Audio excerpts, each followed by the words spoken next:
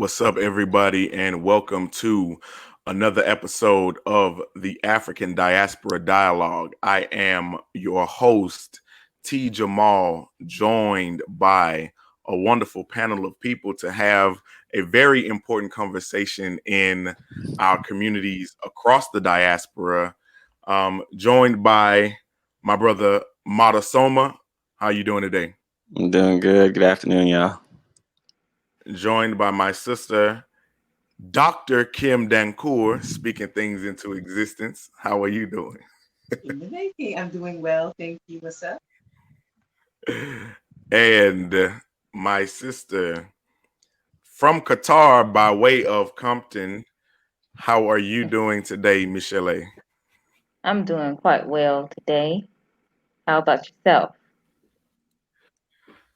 I'm okay, and I'm ready to have this conversation because Yeah. I have come into conflict with this word for a long time, or just this conversation. So today's topic, we're talking about the N word, right? I say the N word just because for about, I don't know, it's maybe like 2004. I haven't said this word since 2004. And a lot of people around me don't even notice that I don't use it because I don't bring attention to the fact that I don't use it. I just don't use it. Right. Right. And so it got taken out of my vocabulary early because I was given an assignment, and Mata and I were in the same class together. We went to high school together, and we were given an assignment where we had to read these two articles. One article in class that day was pro use of the N-word, and one article was anti-use of the N-word.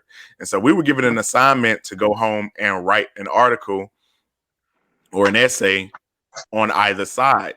And at the time, man, I used that word so much in a day, I wouldn't be able to count how many times I said the word in a day from just singing songs, right? And just in my own use of how I call men, women, boys, girls, my grandfather, everybody, right? And so it's like my grandfather used to have a saying that was like one of the most loving sayings that if he said it to you, you was like, okay, I'm one of his guys. He's like, you my end if you don't get no bigger. You my figure if you don't get no bigger. And that was just something he said all the time, right? And so, of course, in that context, you just view it in a certain way.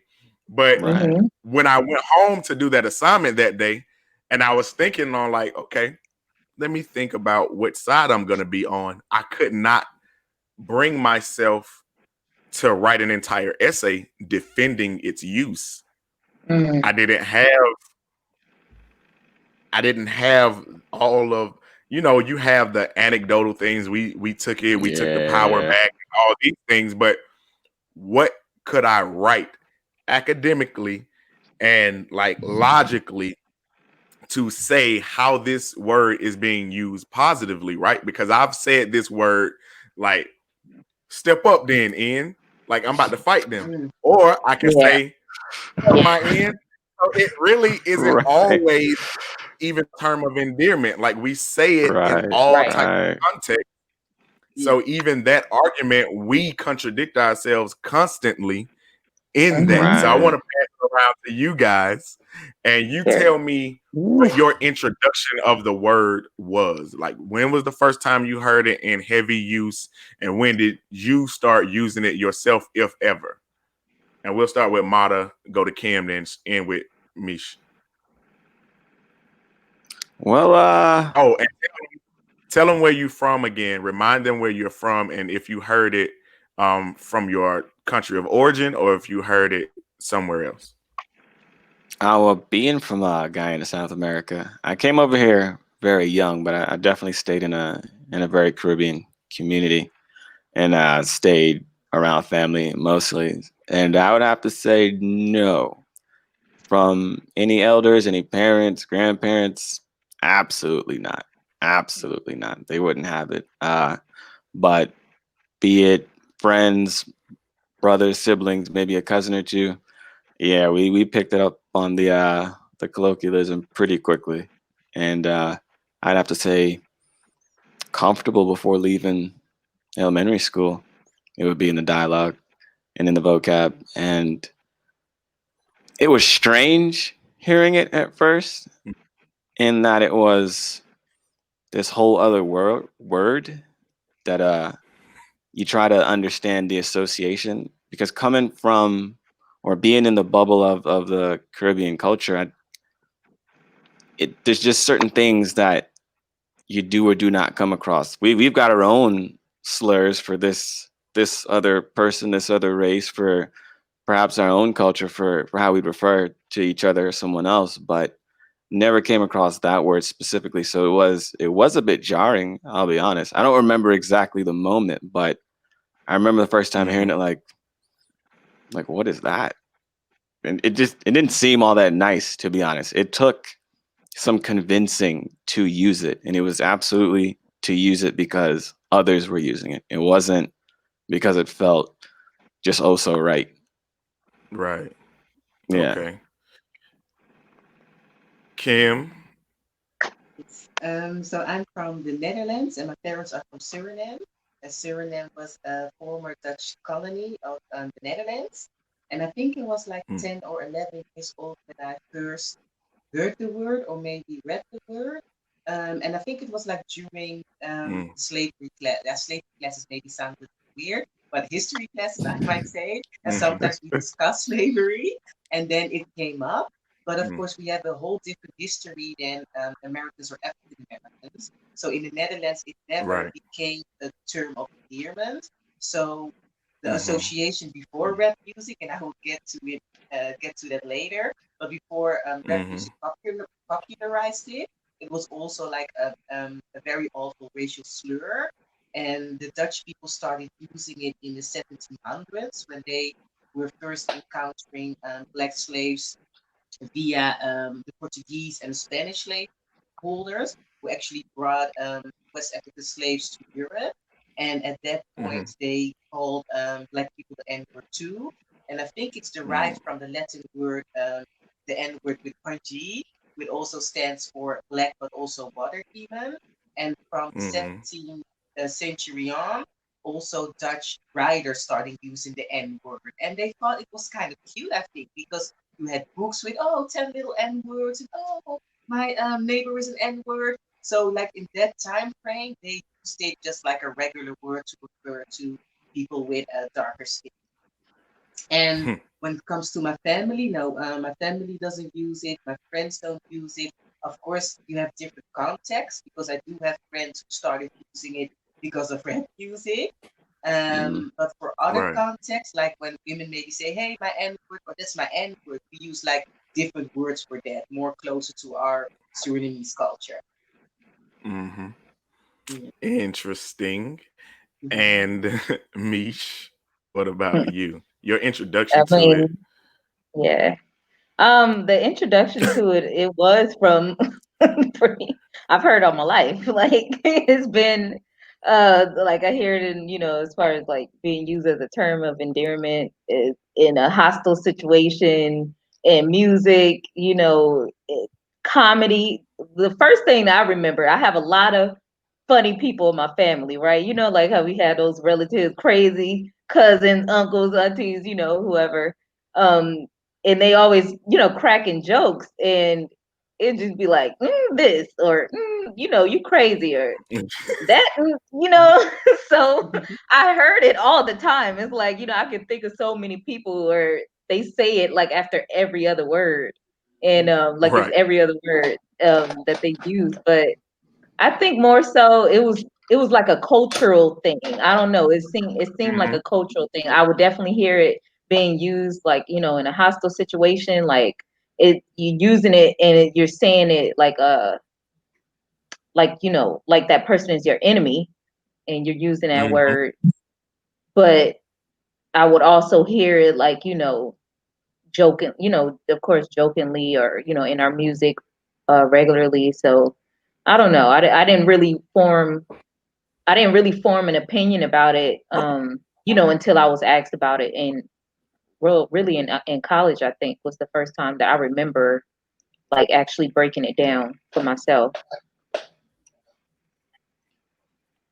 Right. Yeah. So it's just interesting in that way because for me, my first introduction to the word was actually maybe I was like 4 or 5, but I remember having a lot of memories in my life before it became a prominent term that I even heard from like my friends. So maybe I was like 5 or 6, because we used to walk around outside in the neighborhood where I grew up, and I remember sucker like being the term that we used.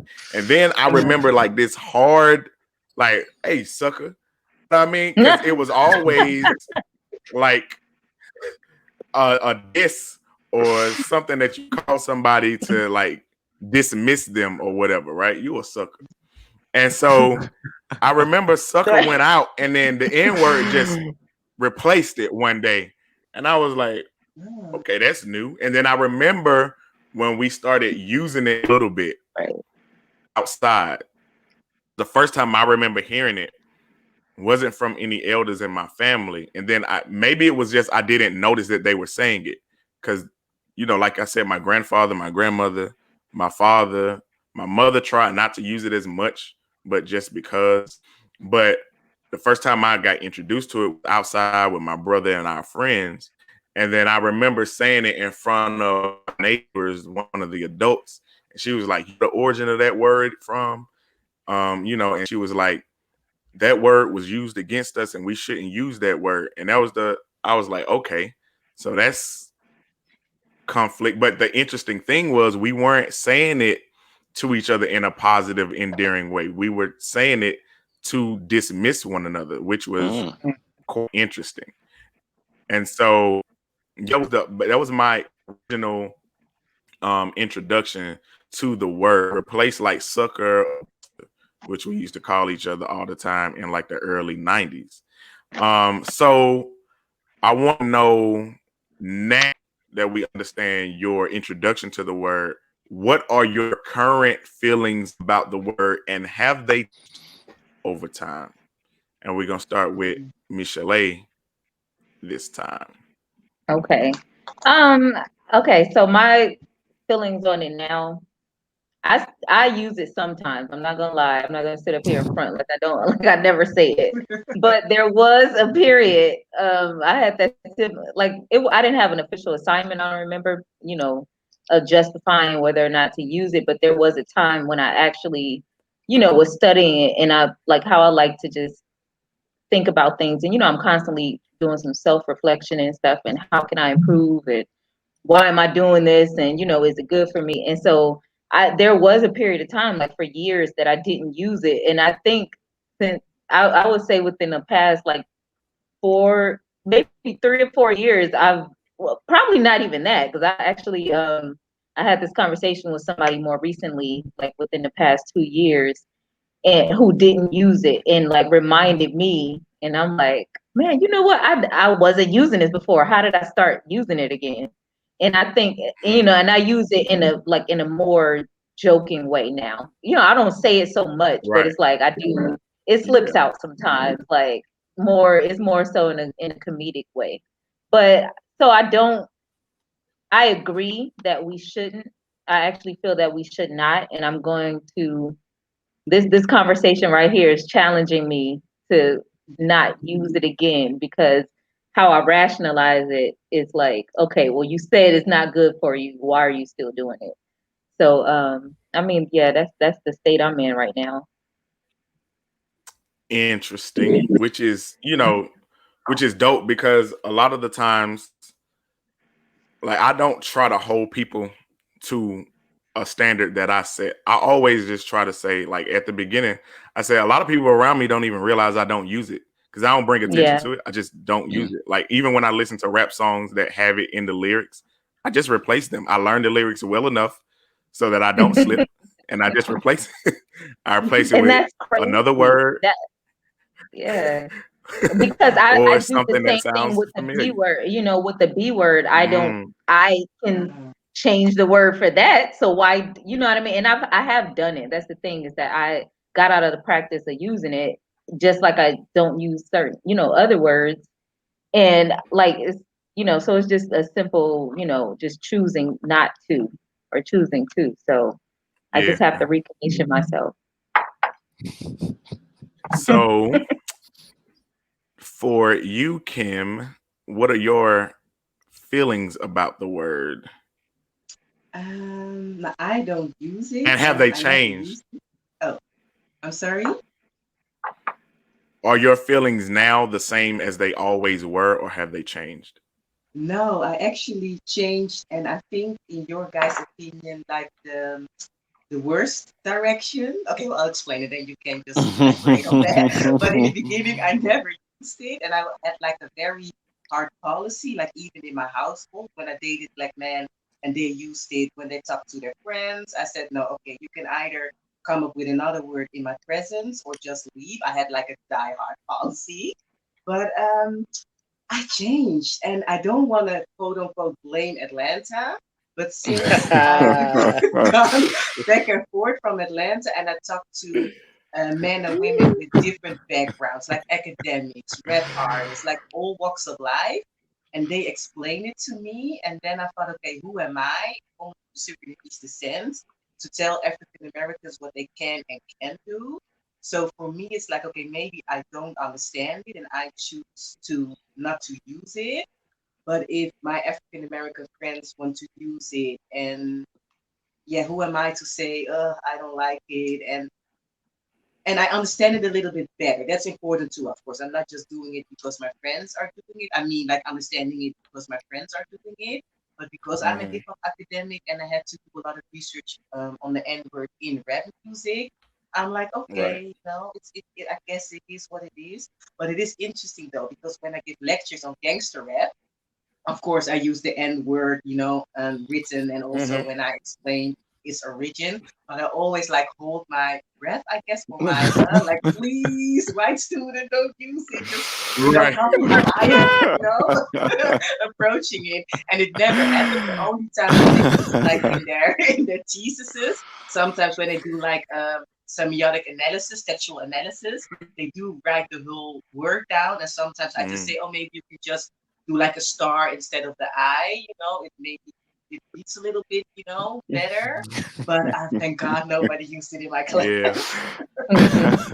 Yeah. But it is interesting, and I don't want to take too much time like on this route, but it is interesting what rap music did with the N word, because there are literally like boys, white boys from 10, 11 years old who sometimes use that word. So when I'm just, outside and I hear like white boys 10, 11 years old listen to rap music and they're just, bouncing to the lyrics and using it as well. It's very interesting what rap music did to them.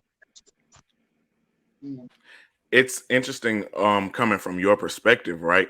So coming into a situation having not used the word and having originally felt a certain way about it, but I believe that even your shift toward the middle is something that I kind of have a lot of respect for, because you are respecting somebody else and not prejudging them or judging them based on how they do things in their area. So you recognize, as an outsider, I don't necessarily have the place or the historical context to connect to whatever their connection is to the word. So I can't judge them based on something that, they've grown up with, which is something that I wish a lot more people would do when looking at situations, because a lot of the times when we look at situations from outside of our, context of origin, we will frame things based on our set of values and hold other people to those values, even though they may not even know your value set, right? And so you are almost penalizing people from your framework. And this is what Europeans do a lot, especially when they come to Africa or Black communities. They hold African intelligence based on does it match the same knowledge of what I call my European intelligence? Do they know? It's like going to an African kingdom and saying, do you know King George, and do you know the lineage of the royal line in England? Well, you know what? It doesn't matter to them. That's not important. So if they don't know that information, it doesn't reflect back on their lack of education. But if you have that type of colonial mindset, you only value what you have been taught. Right. So you put your values on them. And if they don't know what you've been taught, no matter what they know, they may know astrology, they may know geometry, they may know all different types of things. But if they don't know what you know or value what you value, then you demean limited. So you coming from that perspective is very enlightened. And, you know, I commend that perspective of how you came around to it, to not just condemn people. So it's not that because we who have like a closer tie to the word are kind of shaking it off, and you moving more toward the middle, I completely understand how that would happen. But going to Mota, what are your feelings about the word, and have they changed from the time that you were introduced to it and, you know, up until now? Immediately, I guess I've transitioned to not the middle, but closer to the middle, but on the side of not accepting it.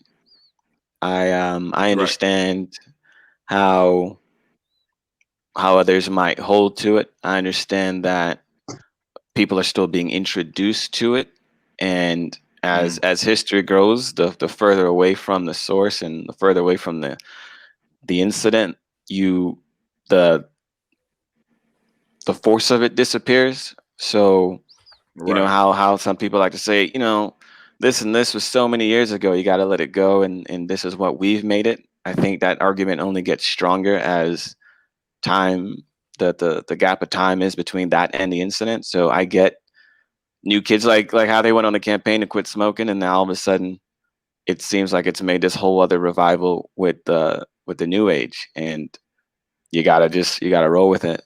But I went from fully embracing it. I mean, I thought it was, after accepting it, it was one of the most versatile words in my vocabulary. It could, I mean, it accomplished a lot of things. It was from hate to full blown love to concern to, I mean, you could connect with a person over this. Right. And then there of course is rap music. So you couldn't live a certain Black experience without probably just accepting it and growing to like it. But over time, though, probably along the same lines of justifying it or asking why or hearing the arguments against it, I was like, yeah, kind of, maybe I told myself it sat easy with me, but in truth, it didn't sit easy with me. And there was a long span, years on top of years, that I didn't use it, and to this day I'll say the N-word, but I do use it, and I use it in a sense of a reference. I don't ever call a person the N-word. I don't place that on anyone, and I don't think that's okay. I don't eagerly greet anyone that refers to me as my N-word. I'll give a nod, but we're not doing the whole dap up and everything else. I'm not that, and I won't associate with that. In music, I let it go. It's a word, and I do what I have to do to sing along to lyrics to a song I like. And whenever I do use it in a referral type of way, it's like, man, I can't believe these N-words did this or some form like that, you know. So it has floated to a more negative connotation, but I wouldn't directly put that on someone. And I know I've never pointed a finger and called somebody the N-word in a negative way. Right. Yeah. And then, you know, there's always that that distinguishing factor between Nigger Yeah. and AGA. Yeah. Right. Very And so distinguishing. I want to test something out right quick. I'm playing around with technology, so for our viewing audience, forgive me if things mess up, but we'll keep with the flow. Because one of my favorite songs, Thug Love, Tupac, Bone Thugs and Harmony. And at the beginning of the song, Tupac goes off on this soliloquy, and he uses the term, I don't know how many times, and he uses it in so many different contexts that when I was, really assessing the word for myself, I was like, this is the prime example of why we can't come to a decision of what this word is and what it means. So let me see if this actually plays, right? So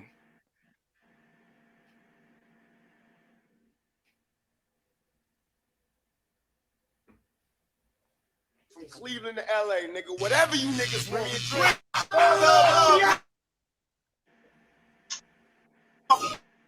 You they ain't even know it's for you. Where my guns at?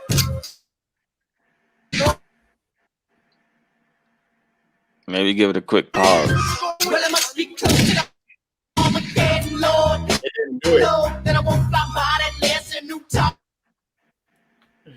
anyway, if you're able to go and listen to the song on your own, go and listen to the song on your own, right? Those people who are listening, because I love the song, right? But Tupac is talking way before they start rapping, and he talks about being with his ends, going to attack other ends, and if these ends want to mess with my ends, we're gonna take down these ends, and it's just like back and forth in the same sentence, back to back, like it's like, okay, so I see the term of endearment, and then I also see the aggressive, dismissive side of it, right? It's just so funny, man. I wish it would have played, because I had it paused, right, so that it could load and not buffer. But I think it's just my internet today trying to do too much. So we'll get it together. But I just wanted to talk about that, and I know that Kim is going to address hip hop music as a hip hop academic as she is, but it's just interesting our delineation between NIGGA and NIGGER. People who use that hard ER. There's not too many Black people who are using that hard ER, and when they do, most of the time it's to make a point, right? It's to make a point about the differentiation. And it's funny because it comes up in comedy, because Michelee referenced, funny people. And Dion Cole has a new comedy special out, and he talks about like the different uses of the word and how we as Black Americans will use it in a certain way. And, because I know all of the references, it still is funny. It still rings true, even though I feel the way I feel about the word. And it's just, and even with our vocabulary, it's just certain things that can't replace sometimes how the inflection can be put on certain things. Like, how you can just, look at somebody, right? And they'll be doing something and they do something stupid, and you just be like, That's right. And that's what I'm saying. And that's like, there's nothing in this language that can replace that sentiment. No other words are even necessary. You know what that is. Yes. Right. Like, Wouldn't like soccer be like a right word then? It won't work. It doesn't work. You'd be like this nigga. It carries a certain level of personal involvement in it. It's not just I'm shooting down what you're doing, but it's like you bringing me down with you. You bringing the situation down. You you are right now negatively affecting the entire vibe of this entire environment by doing that. That's like when you use it in that sense, it's not just it's a whole disappointment in I Yeah. believed Yeah. in you, and now it's like you right. let me down. You let me down. I'm Yeah. Right. it says all that. It Oh says all man. that. So Yeah. like even from where I am in my position on it, I still like there's certain things that just the way we evolved it, the way we and this is one of the things that we Man. talk about. Like this is the African Diaspora Dialogue, Oh. and we as Black people, we Yeah. will take chitlins and make it into cuisine, right? Boy. Right? And so we took that word and we made it so versatile and so like you still hold on to pieces of it like Yeah. Good Yeah. night. And Yeah. it was funny because Yeah. Chris Rock had a special a long time ago where he talked about the difference between Black people and Ians. And so he Right. came down on it from okay, anytime he uses it, or you know, the way he was referencing it was the Black person doing something shameful, or it was always a negative context in the way that he presented it in his comedy special. He was like, now this is a Black person. Now that was an Ian. And it was like so it was just you know, it's just so funny how different people have come down on it, and all of the you know the conversation between Jay-Z and Oprah and all that back and forth. Yeah. So it's just funny to me. So what I want to ask you guys, like what are the origins of the word from what you have been taught, from what you've been able to find, from what you've read, and we're gonna switch it up a little bit. We're gonna start with Kim this time. Okay. So I did speak about the origin in like the Dutch vocabulary. So I think it might be interesting to Right. tell you guys what I read about the N-word in gangster rap. And although comedians kind of Okay. used it before that, what I have heard is that gangster rap started using it to actually signify that it isn't music for your grandfather or grandmother or for women. So they wanted to tell like the raw stories about police brutality and gangster life, and of course all of the Black clothing and the hard language. So that was like how I consider it like the introduction in rap music. And I must say maybe that helped me too, because I know it sounds maybe like cliche or never any excuse, like, oh, we try to switch it and when I use it, it isn't the same. But I kind of understood it more when I read about the reasons why gangster rappers started using it. And what Michelee earlier said about the B word, I don't have a problem with that yet, but maybe because I'm a woman myself, so I can also understand it when you're part of the social group. It's maybe easier or more acceptable to just use it, even with people who fall in love with the same gender and maybe use the F word. There's something that I'm not gonna touch, but I'm not gonna criticize you if you do. And I think I kind of need something because I don't use the N word when I try to rap. So I do need the B word just to make it a little bit more, yeah. So yeah, I'm still. I'm sorry. Nah, it's funny that you said that because when I went through like not being able to use the word anymore, and like it was something that happened to me when I wrote that assignment. Like it won't come out. It doesn't come out easy. It doesn't slip out. It hurts if I force myself to say it, like I'm vomiting or something. Yeah. So something happened to me that I can't use the word anymore. Like it's physical. I have to intentionally force it out. And like when I wrote that paper, somebody wanted me to like read it as spoken word once. And they wanted me to actually use the words because they're in the paper. Right. And I was like, it's gonna be difficult for me to say it. And so I forced myself to say it. And I think that was the last time that I said it, but it was still, 2004. But that part was interesting, which is why I don't hold anybody else to my standard, because I know something else otherworldly happened to me where I can't use it anymore. And I know that's not the truth for everybody else. So, I'm a very spiritual person. So I believe in like our ancestors, and I don't know who came over me, but they just kind of like choked it out of my throat. But from what you were saying, I did lean a lot on replacing other things with the fact that that word was lacking out of my vocabulary now. So I started cursing a lot more. Like, so, and you know, it was just funny because I never used the word like loosely around my parents, but the N word was never seen as a curse word in my house. So it would just fly, but I knew not to curse in front of my parents, right? Yeah. And so now that the word is gone, I still don't curse in front of my parents. Right. And I'm in my 30s. It don't even like that thought doesn't even come to my brain. Those words just kind of lock. Right. And I don't know if you guys have the same experience when you're around elders, or you know that you have to respect a certain group of people. Yeah. Like when I meet if I meet Michelee's or Kim's parents, right?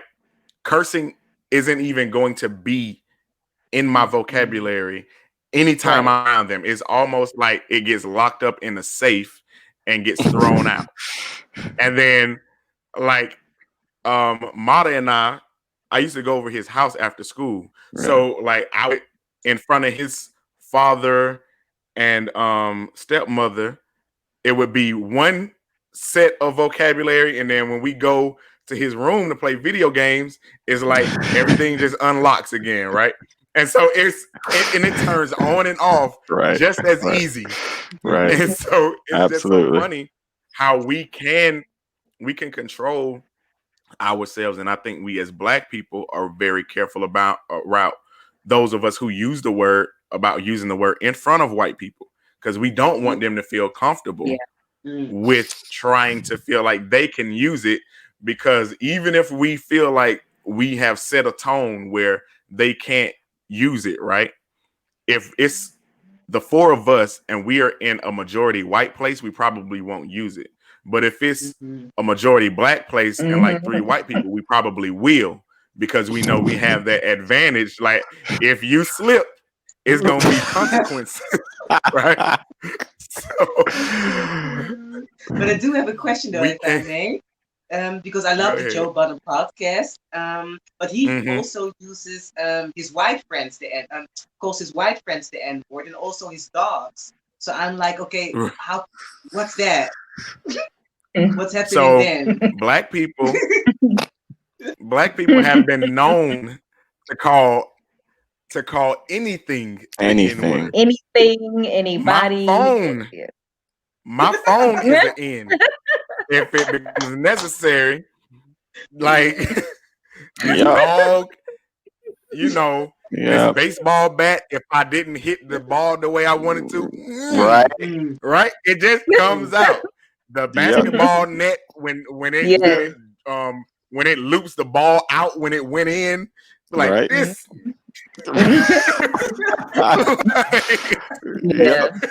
Yep. Anybody and anything can be an N, which is why it's so, like I was saying earlier, we turn chitlins into cuisine. We know it's chitlins. Right. We know where they are. The boo-boo tube, though, like the tube that it comes, like why? I don't know how y'all do it. How people do it. I don't do it, but yeah. I've never done it in my life, but I'm not also gonna act like I don't know people who have done it. Right. And gonna act like I haven't drank after my grandmother who ate every bit and piece of the pig, right? No part of the pig was getting wasted. Oh God.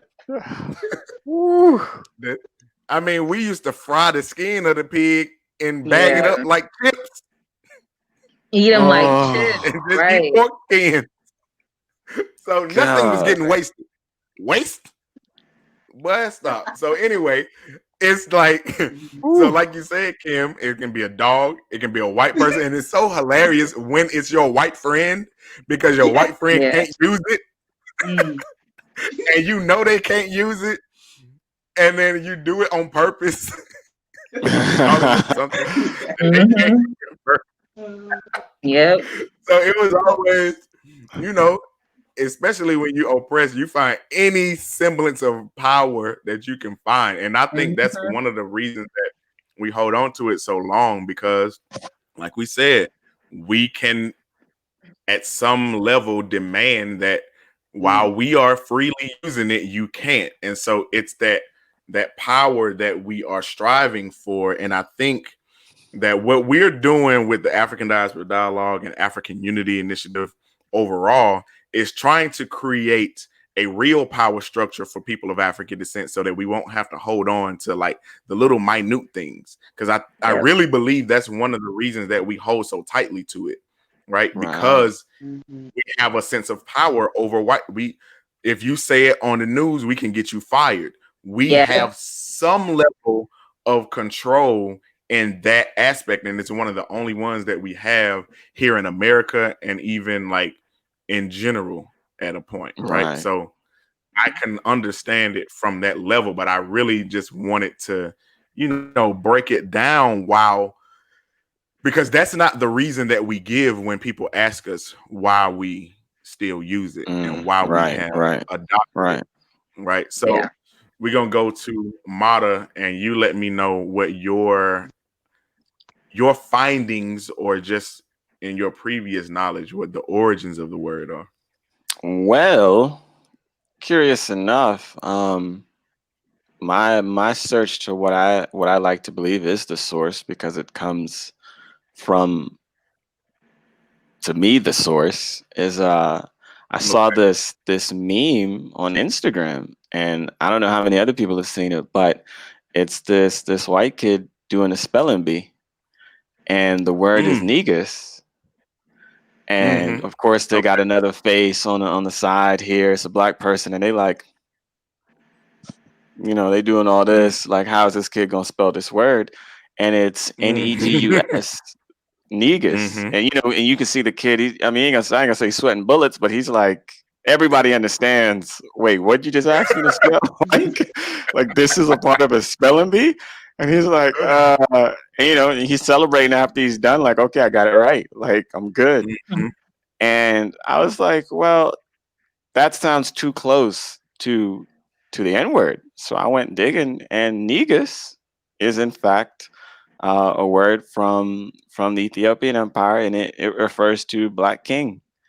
And there's a very good chance, with so many other mistranslations, coming from one culture to the next, that someone in the slave trade said this guy, thought he was a negus, and white person hears it how they hear it, and from one dock to the next dock, they get off the boat and they're like, yeah, these are a bunch of niggas. And there it is. It doesn't take much to make that translation.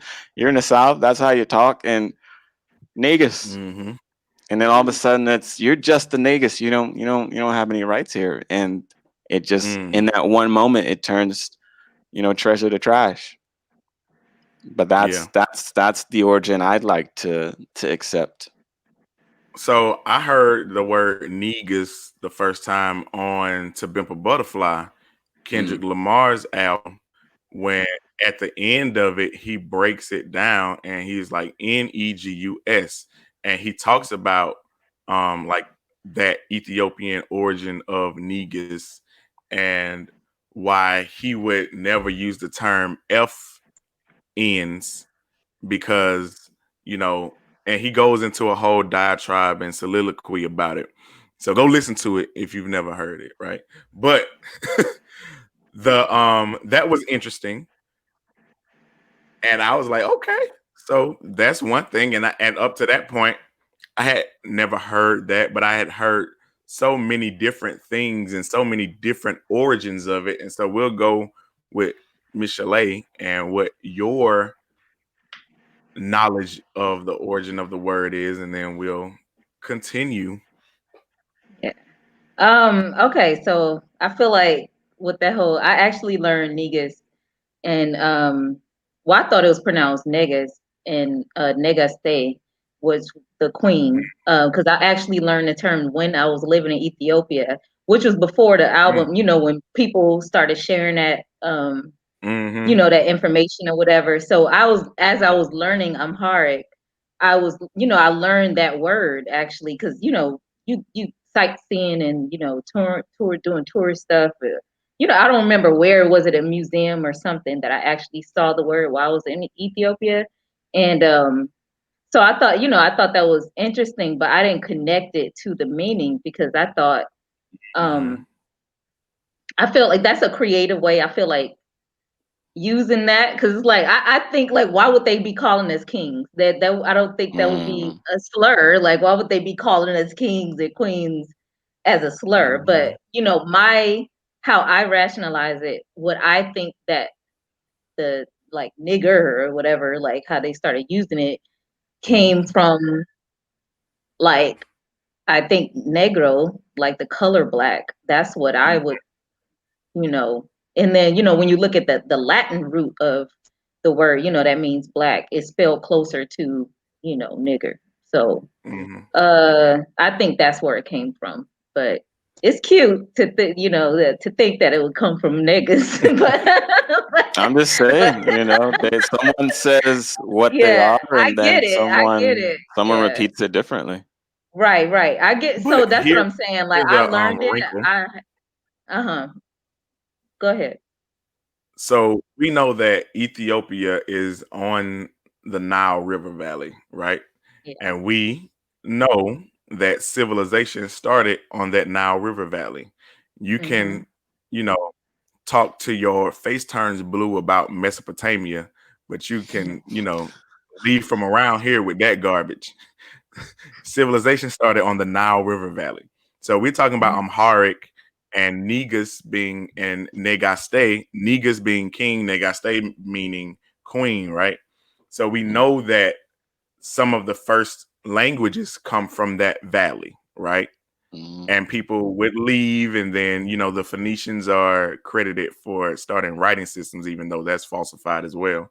But we know that Europeans came to and from Africa to learn from time to time, and a lot of languages got spread out. And the color black in most Latin-based languages is some form of negro, negre, negro, something like that, right?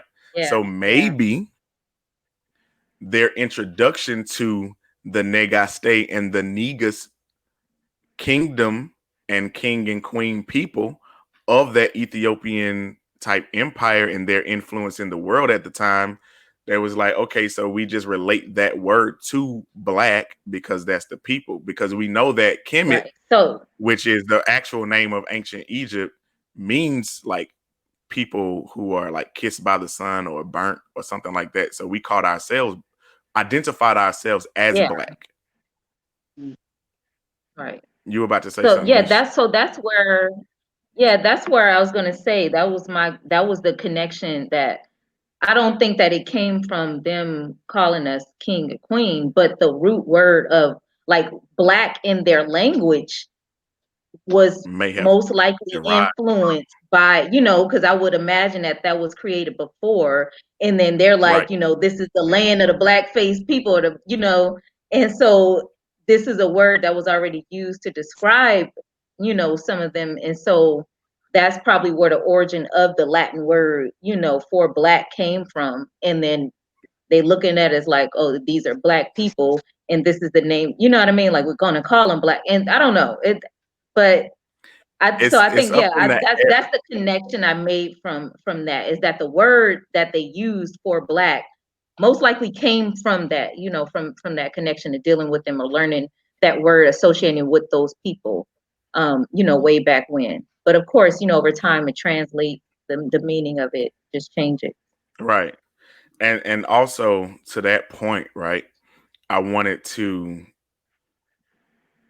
just like, okay, so it may have originally come from them adopting Negus into their language, but also we know that when the Portuguese and the Dutch and the English, when they came to Africa, they never really knew what to call the entire continent. At one point, they called the whole continent Guinea.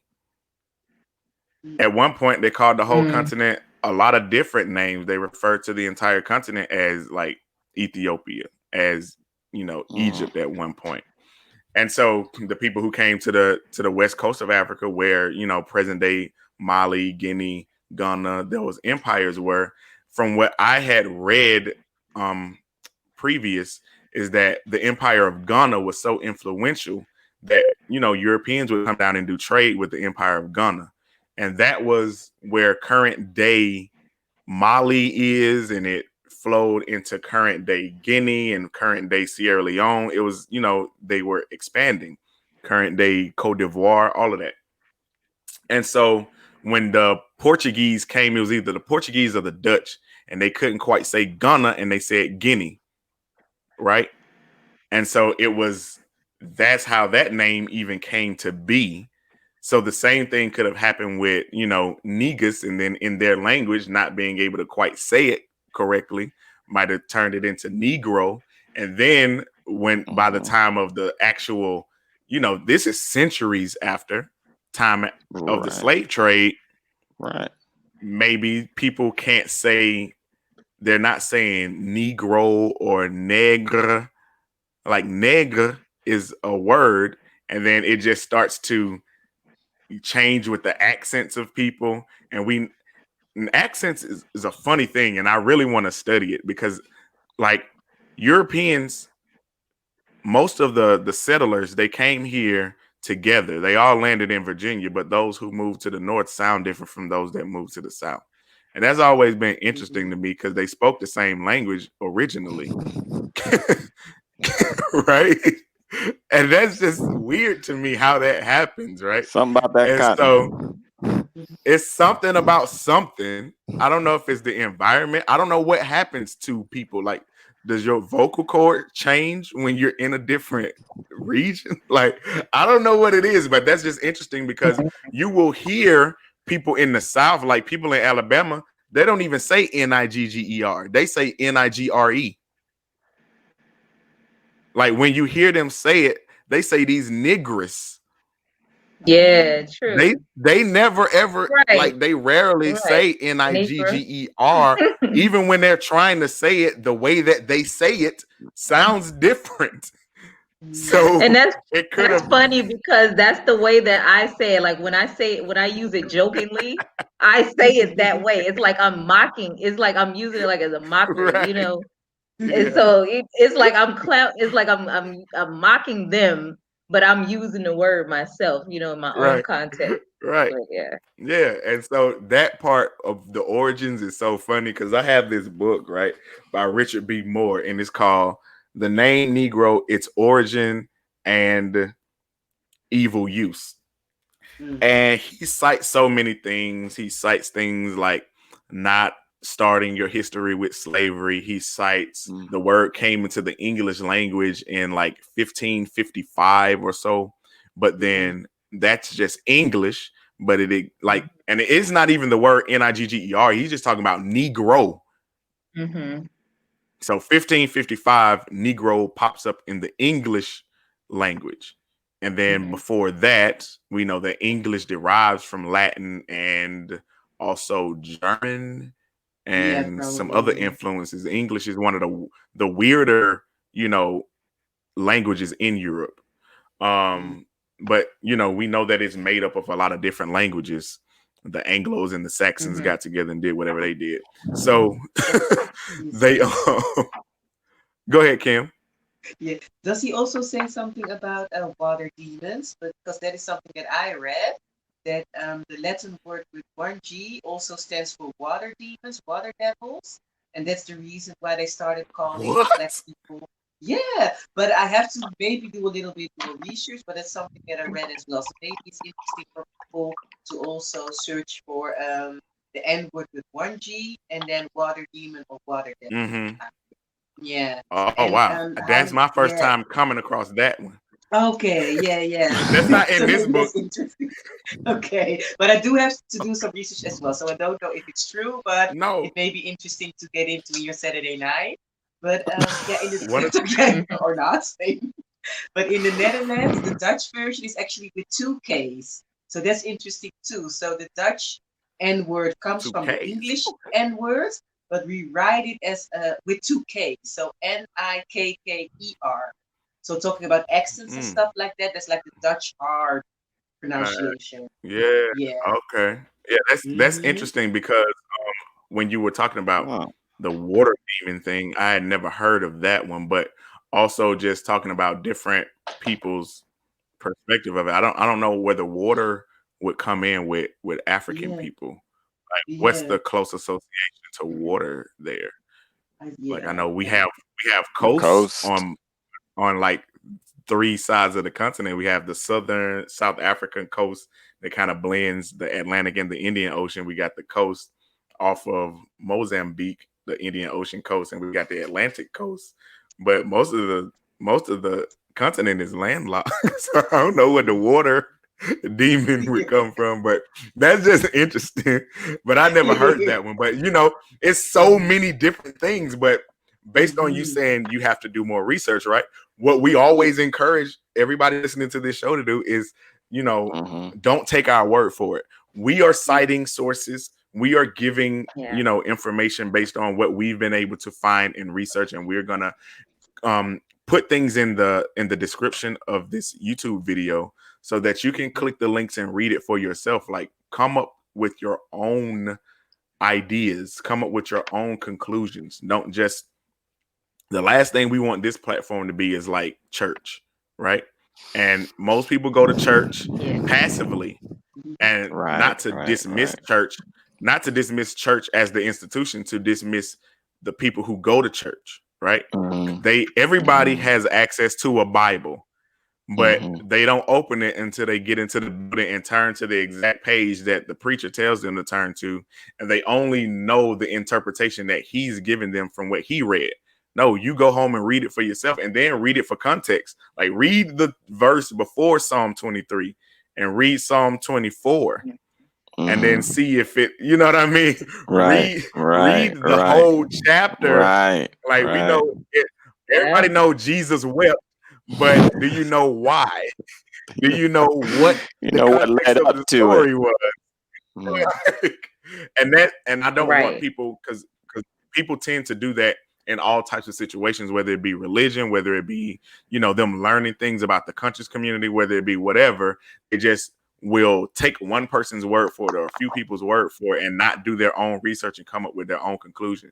So one of the most important elements of this show, the Afrikan Diaspora Dialogue, is to encourage people to do your own research, come up with your conclusions, take what we're saying.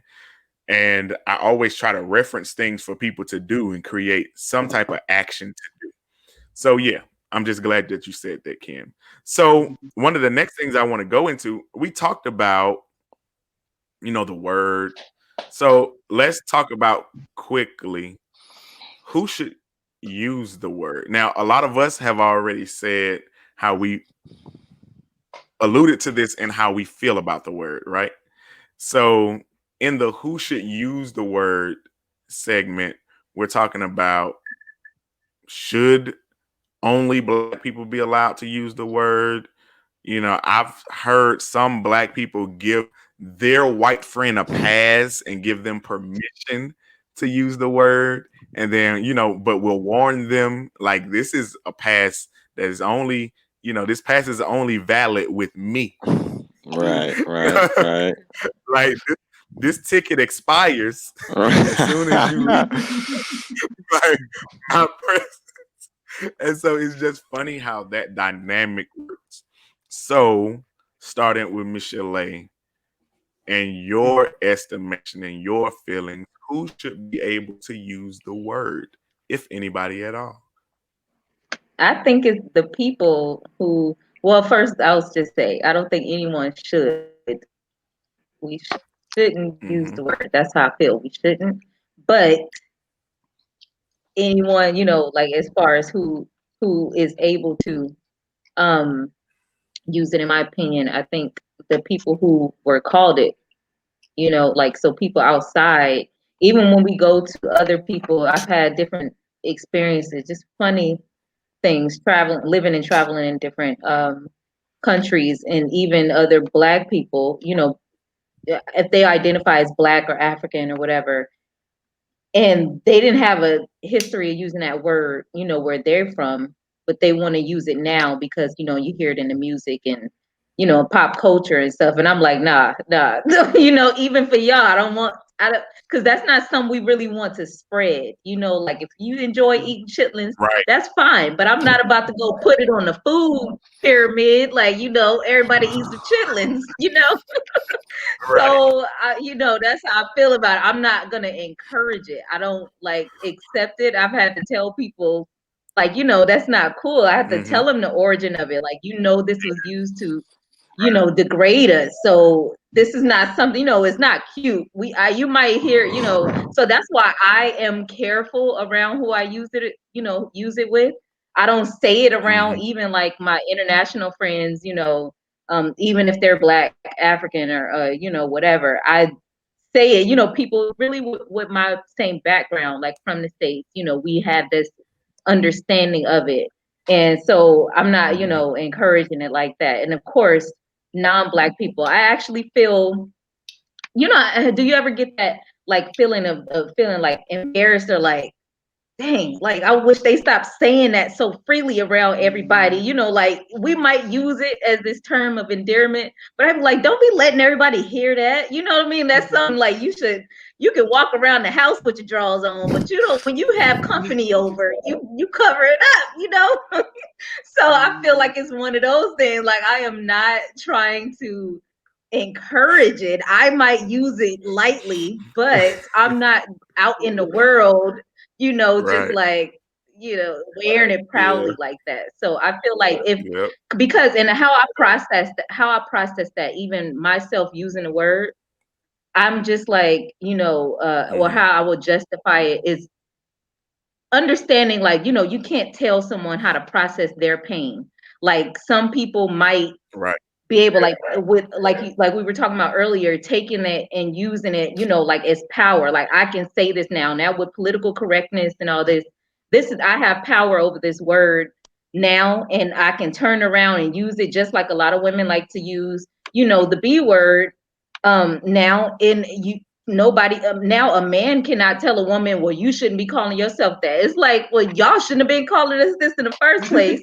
And then whether or not, I'm gonna choose to use it, like that's up to me. And so I think that's the part where we talk about like empowerment, like using it as a term of endearment, or you feeling empowered, using it because you've now defined it for yourself and it's not used to harm you, but now you can use it as a tool. I'm more sensitive and understanding to that. And so I don't judge people now for using it. But if we will have that conversation, I'm not going to stop everybody who uses it and be like, you shouldn't use that word, because I'm already, I already get it bad with being preachy sometimes. But, it's like for, like if we want to elevate, if you're ready for that conversation, but I'm not about to stop and like police people for using the word when it's like, okay, you come to that conclusion and you can learn later, maybe, you find out that it's harmful and then you can make that decision on your own. But that's how I don't know. I use it lightly. I don't think it's okay for everybody. Yeah, I feel you on that, where it's case by case, and then you can't just, even if you don't use it and you tell people initially, you can't stop every person that you meet and be like, hold up, wait, right. I'm in a crowd of people. Right. Everybody, don't use it. Like, right. Come on, guy. They'll be like, girl, go home. They'll be like, go home.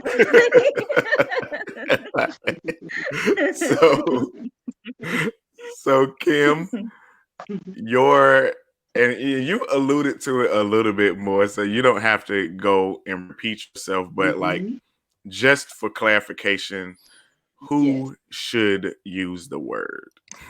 Okay, for clarification purposes, I do still think that African Americans can use it. Yeah, can also sounds weird. Like you need my permission, but I do have like less problems with African Americans using the N word. And I actually wrote an article about it as well, because the Dutch Netflix also used interesting translations for the N word in comedy and in hip hop related documentaries. They kind of more aware of that now, but there were a time that they actually used like the hard Dutch N word to translate the N word ending with an A. But again, I still think African Americans should use it if they want to. It's not something that I can say please don't do it. But in the Netherlands, it does get like complicated and interesting because, of course, we have black and brown people here as well. And some of those are also in the urban scene. They use rap music or they do align with the urban culture or hip hop culture. So you do have Surinamese men and women who use the N word in their songs. And I still don't know how I should feel about that because I understand that they maybe can identify with American hip hop culture. So they'd be like, okay, they're using it. I kind of identify with those people, so I can use it too. But still, I think our history is very different. We never used it as a term of endearment. We started doing that once rap music, got global. And then you have, of course, the people who think that they can, how do you say that? That when they use the N word is some type of coolness, I guess. And it doesn't happen a lot, to be honest. But sometimes I do meet non-black people who kind of want to signal that they're like down and in the urban culture, they love hip hop music. So they use the N word. And when I say like, yeah, you rather not, and then they don't do it anymore. And what I told before, the younger generation, like girls and boys who were like 9, 10, 11 years old, who kind of love rap music and don't fully understand the origin of the N word, and they kind of, pronounce the lyrics as well. But I do think parents should educate them. But it is interesting here because I do think that when Americans come over here and they see what kind of people are using the N word, yeah, it's interesting. Yeah, interesting. But I would love to have your take because do you think that black people who were not raised in America, born and raised in America, are able to use it? I'll get to that. Okay. Because I have a story to tell. So before I get into that, I'm gonna go to Mota and let him give us his perspective on who should be able to use the word. I can't break it down. Well, it's easy to break it down to a who in that, I'd like to eliminate all non-people of color immediately. Then we can start there. I was a little shocked when I heard, Puerto Ricans and Asians using it. I was like, I guess you're not white, but I didn't know it was a non-white thing. But okay, it was. I had another meeting with it, another reintroduction with the word again when I heard again Puerto Ricans or anybody else or Egyptian or anybody. It's like, but you're not black though. You didn't go through the slave black American struggle. But all right, that's fine. That's somebody told you it was okay. Big Pun told you it was okay, I guess. But I categorize it, and I think it should start to be put in the. It should be sectioned away in the same places as curse words. It should become inappropriate. It should be left to. I don't like it in the media, and I was shocking to me how jarring it was when during to what I know is Dave Chappelle's last skit, the one after George Floyd, when I heard him using it, I was shocked. I was like, wow, I think that might have just offended me. I literally, I was like, we're talking about, a black guy that died, and we're referring to him and others in what I now wholly see as a derogatory way. And I don't like the idea of media personalities or bigger personalities or anyone in that light to use it. You can use it at home. You can it's now your nickname. I'm not Mata Boo Boo when we're talking right here. It's it's in that category now. whatever level of inappropriateness you want to put on it. We're not referring to each other as, sugar babies, sugar girl, what's going on, homie? No, it's Kim, it's Michelee, it's T. Jamal, it's Mata, and not, anything else is inappropriate, though it's not racial, though it's not derogatory, it's not for the setting. So if anyone has the power to appear in front of the camera, I believe now it is a word, black, white, everybody. It should not be allowed. It should be categorized as a curse word. And it has no safe haven with any race. So that's where I'm at, more or less. But you're on the street, cool. Because I know you wouldn't use it in the boardroom. I know you wouldn't use it during your job interview.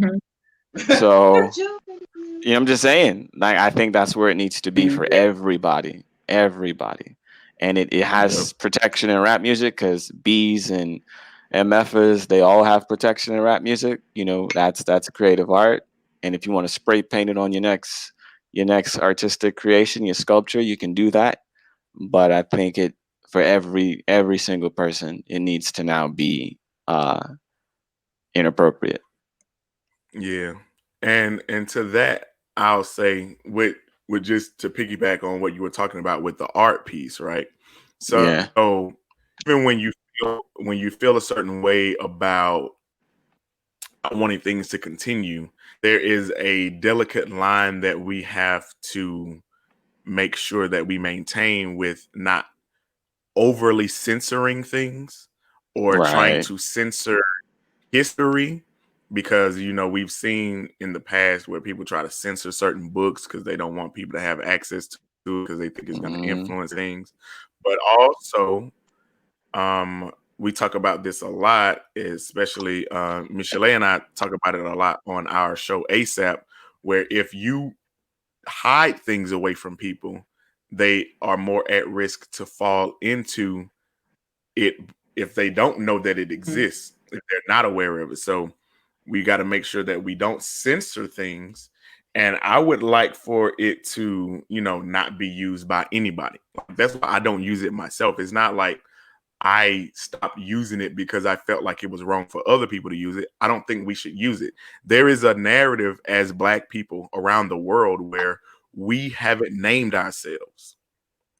We constantly are identifying ourselves based on how other people have identified us. We have embraced the term minority, even though globally, numerically, it's not factual, right?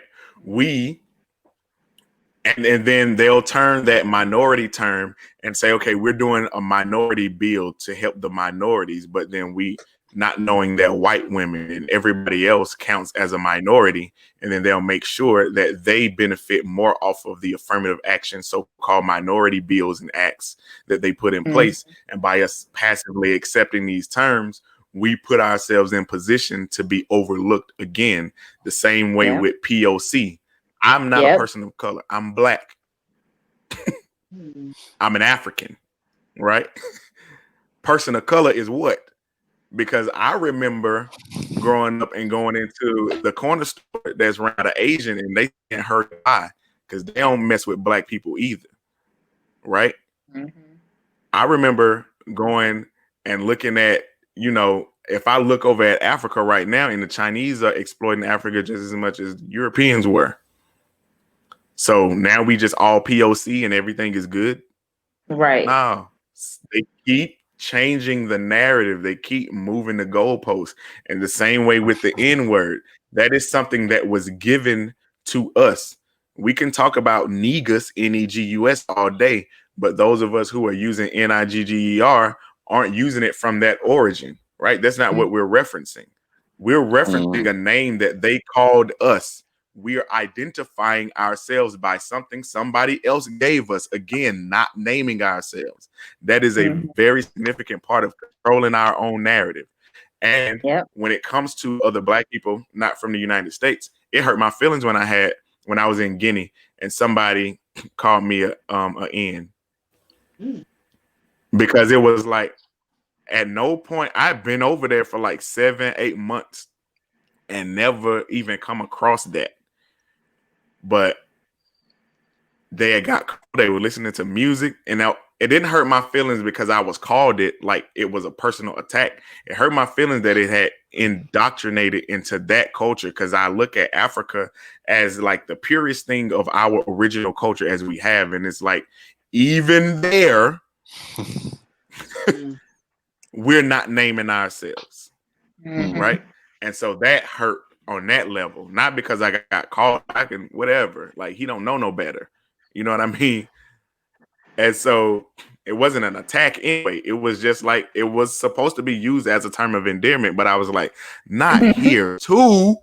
I just escaped that place, right? And so I remember the first time that I heard like a Hispanic person use it, I was in Miami, and like they was just comfortable. What up, Miami? I was like, bro, what is this? And he said it way too comfortable. This is not your first time, bro. Like this is in your vocabulary. And there is no consequences to it either, right? There's no like, it's just full comfort. So black people are just letting this slide down here in South Florida. I'm like, what's going on with y'all, right? In LA too. In LA too. Okay. Yeah. I can see that. Yeah. So it was just weird. I was taken aback. So, you know, I am firmly on the point of nobody should use it because we're not naming ourselves. And it rolls me into the next question. We talk about taking power, and I've already acknowledged that I understand why we hold so tightly onto it, because we've claimed certain power over it. But somebody explain to me why we haven't done the same thing with these words or any of the other derogatory terms that have been used against black people. Why didn't coon get the N-word treatment? Why didn't jigaboo get the N-word treatment? Why didn't Kafir, which is what they call black people during apartheid in South Africa, get the N-word treatment, right? And many of the numerous spook, right? The spook that's by the door, all of these things, why didn't they get the same treatment? So I want, you know, to go to each of you and off with Mota, what in your estimation, because we don't know for sure, but why do you think these words didn't get the same treatment as the N-word? They didn't speak to the Negus spirit.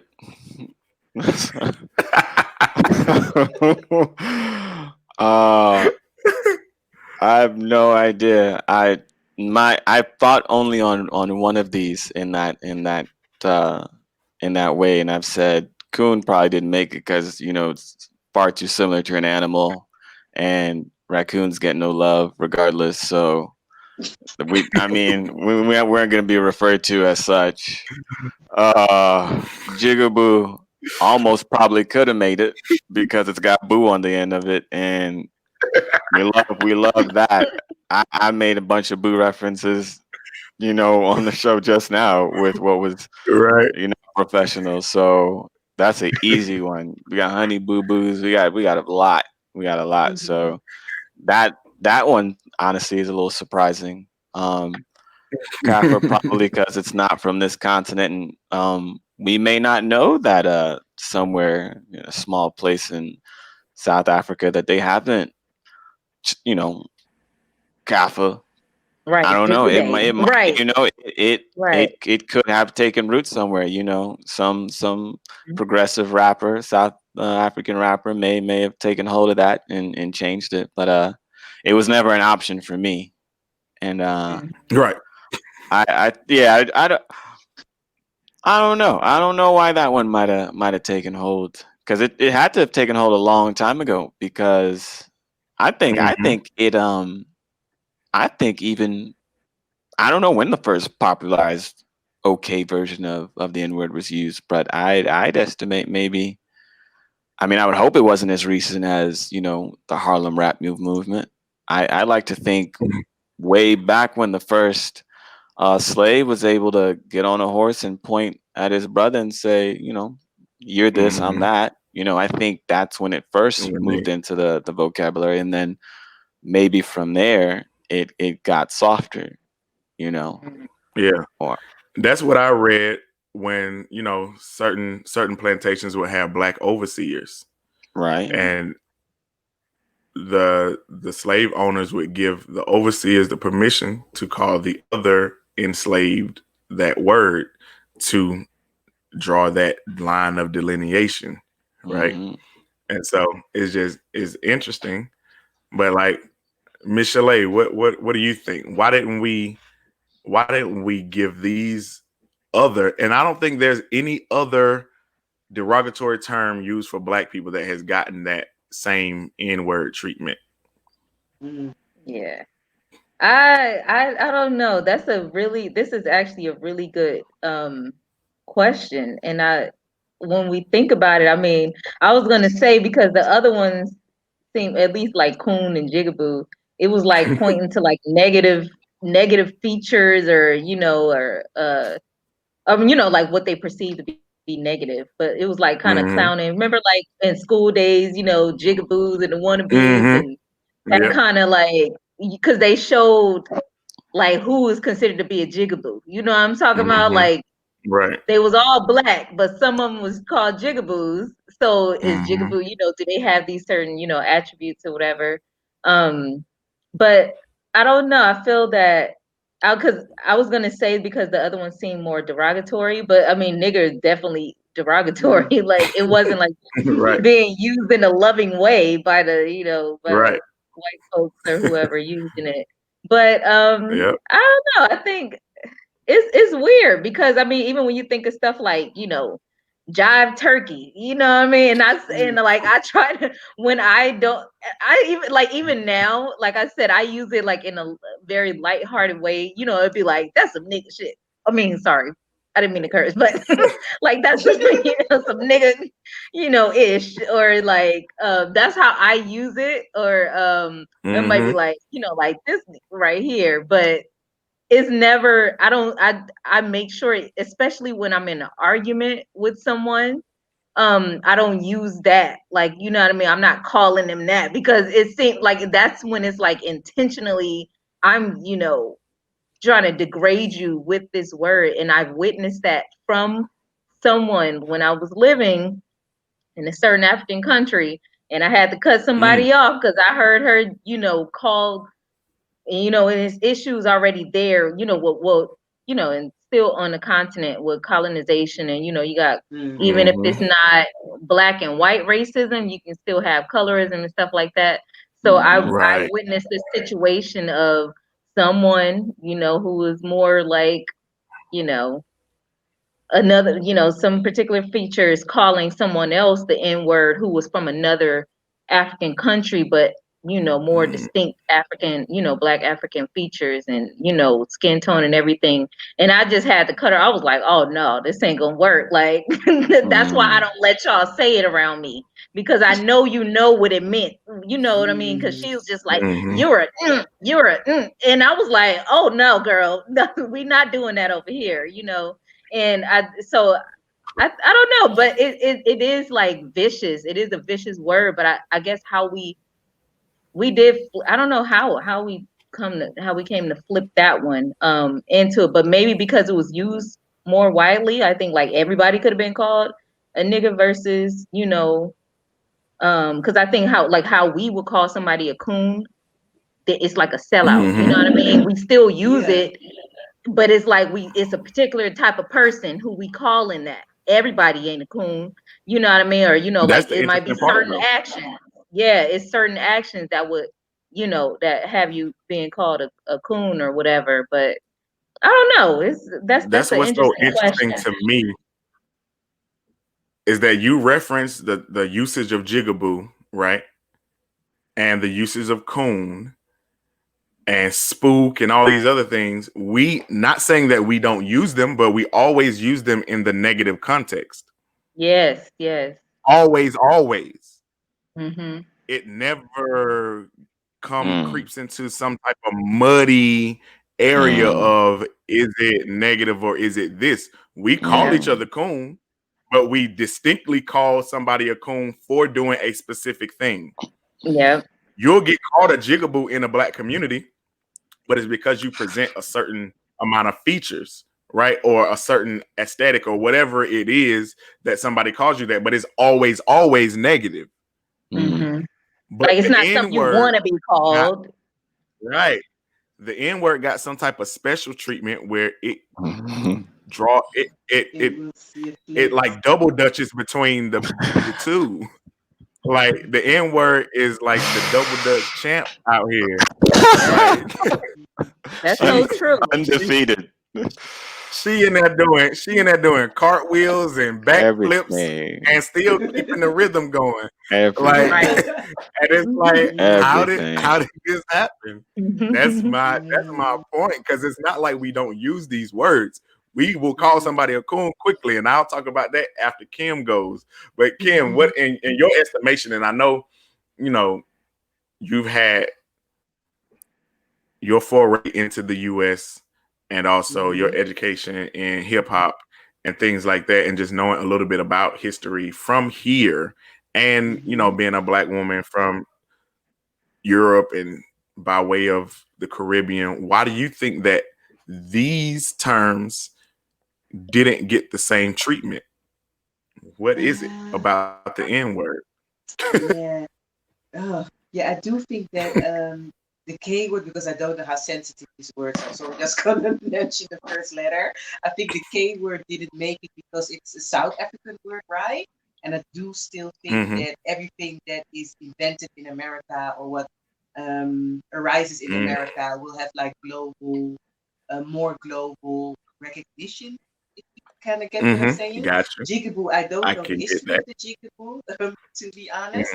And I do think the N-word made it because I do feel it's the most derogatory word when it comes to race relations. Because I do think that non-Black people calling Black people the N-word is way worse when Black people call each other coons. And I don't think that non-Black people call Black people coons. So I think it has to do with the fact that it's like the most derogatory word when it comes to race relations and oppression, because back in the day you did have signs with no N-words allowed. You never had signs with no C-words allowed or no foods allowed. And I do think, again, it has to do with popular culture. I do feel when maybe rappers in the 90s knew a little bit more about the coon word and use it in rap lyrics, it would become or get maybe the same treatment. And to be honest, though, I'm not sure if maybe 20 years from now we're not using the cool word, because Rick Ross used it on his new CD to reference Terry Crews, and of course it was in a negative light.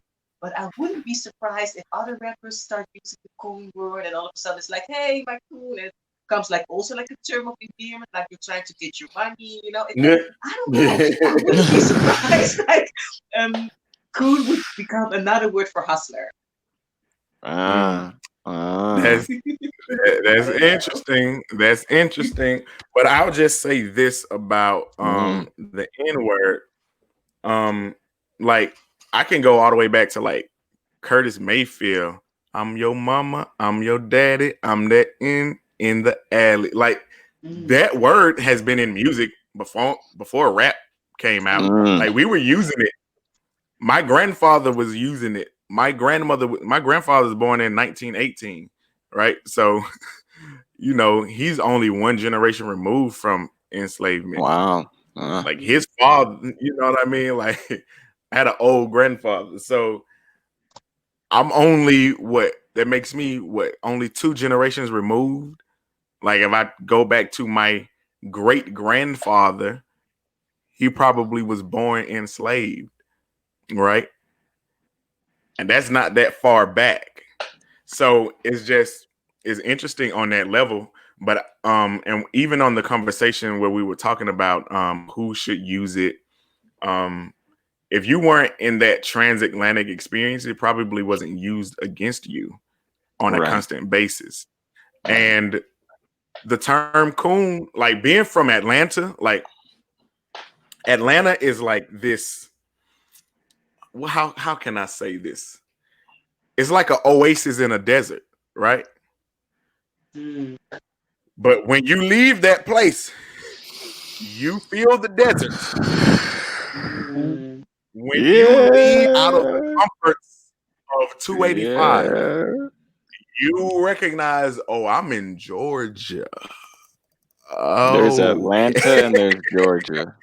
Mm. and it's like you Yeah. will hear all of these terms Yep. other than Kaffir. You will hear Yeah. jigaboo, Right. you will hear Right. coon, you will hear the Right. N word, and all of its pronunciations. Yep. But also, like, white people calling black people cool. Oh, that's where we got it from. That's why we Yeah. call each other that. But that's why I get the question of how did we turn coon to be a specific negative definition of turning that word and our use of it, but we did this double Dutch move with the N word. It's just very interesting because I don't believe, because when I came up with this and I was like, how are we gonna have this interesting show talking about the N word is just one topic, right? But it's so deep, it's so level. And then this question came into my brain. I was like, we have a lot of derogatory terms that we didn't give the same treatment to. If I maybe Go say ahead, Kim. something, but I do think, because when I look at the Dutch history and Surinamese history, like, I don't know about Dutch colonizer actually using the word cool. So I still think that the N word has way more power and way more history and oppression attached to it, and it just has a more derogatory meaning, widespread. Yeah. Yeah. And that's interesting too because of the international use of it. And probably because it originates from the word Negro or negre being black in so many different languages, right? Mhm. And so maybe because it is so connected to the word black in other languages, that when we embrace calling ourselves black, maybe that was the closest of the derogatory terms that kind of fit into that. And we're just, kind of trying to stumble across any type of explanation while we're here. And I'm talking to the audience right now to, in the comment section, please answer this question. Why do you believe that we were able to justify in our own brains the use of the N word in a positive and or negative word, but we don't do the same thing with coon, kaffir, jigaboo, spook, any of the other ones? Yeah, y'all know them. So it's just interesting, but like really have that conversation. Honestly, answer all the questions in the comments. Like, what do you think? But this one right here is one of the ones that I am the most interested in, and I wanted to talk about since you brought up Terry Crews, Kim. So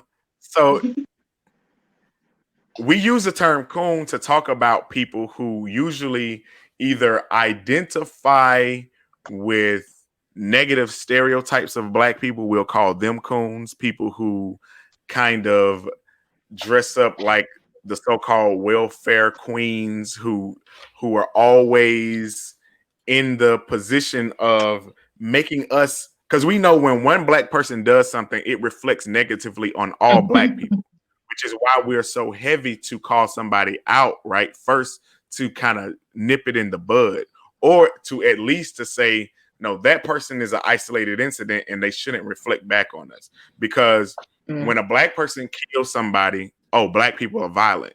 When white people shoot up movie theaters and schools and, become the Unabomber and all these other mass murderers, it doesn't reflect on all white people. Like, nobody says, oh, in the media, white people are violent. They're some of the most violent people, on the planet, even though historically accurate, it's never mentioned that way in the media. So we have to fight back. We do. In what way?